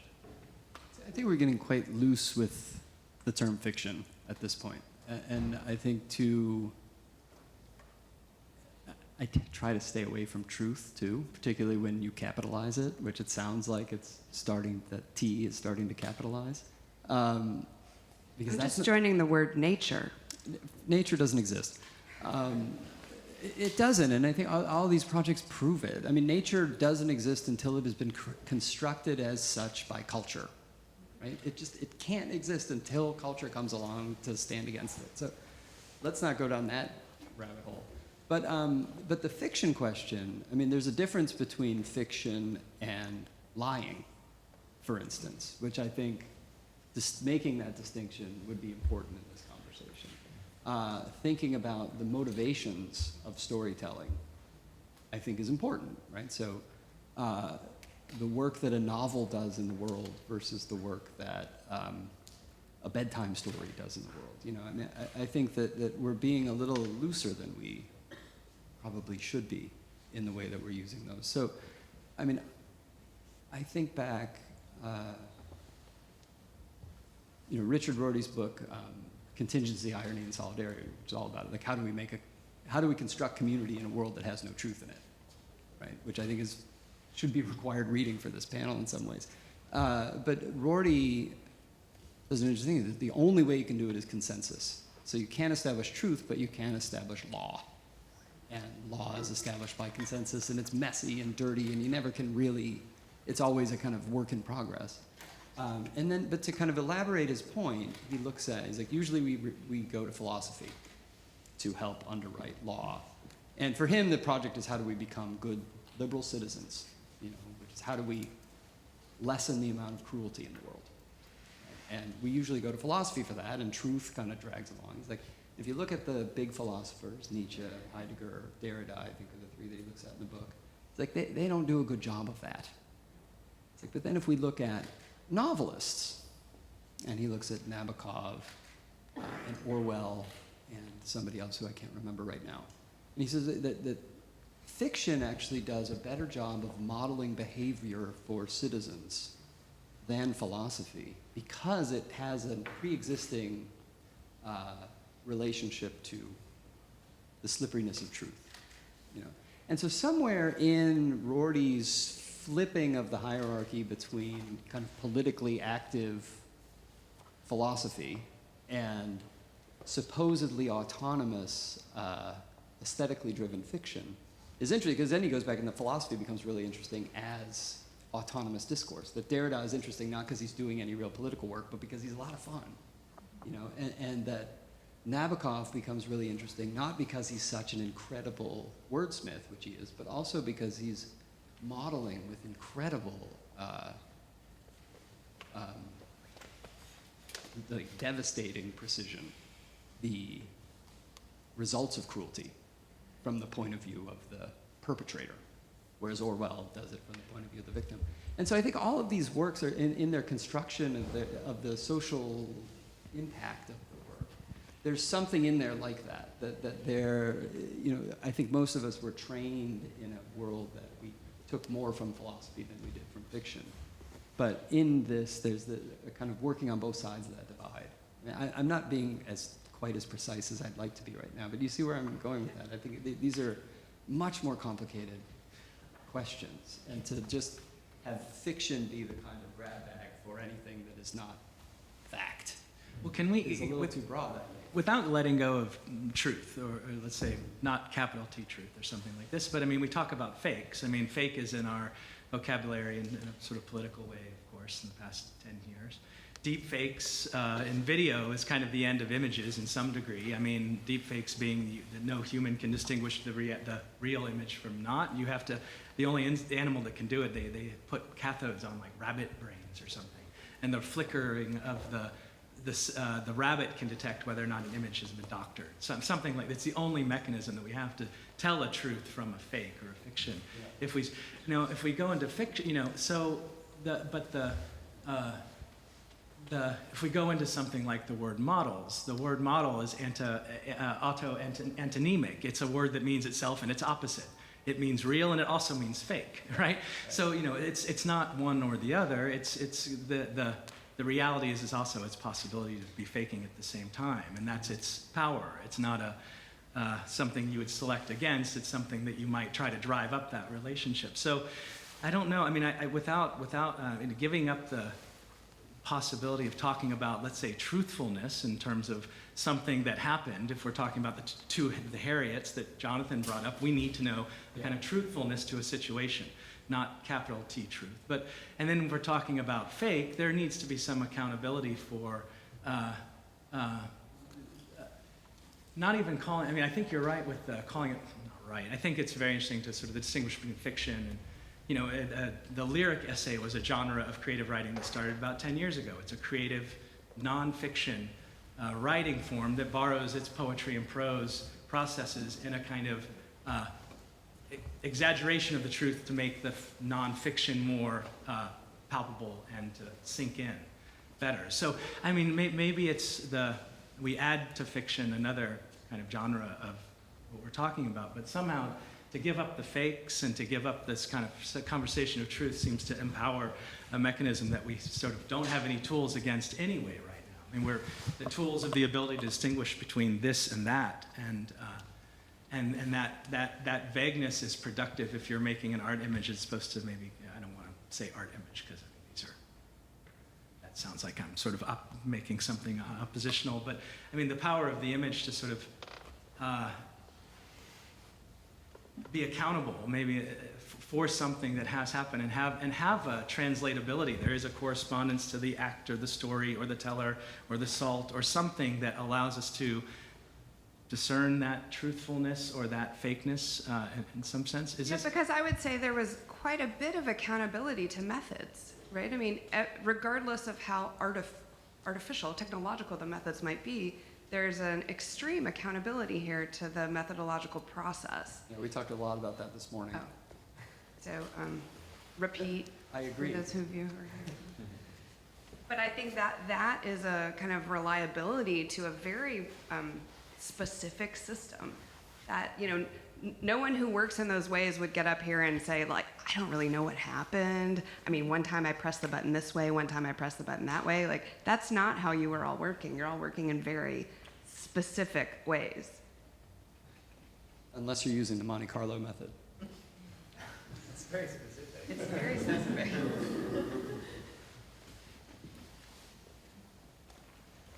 I think our panel's over. Thank you very much. And we'll be joined by Nadia Turani at 5:30 for a lecture. Thank you very much.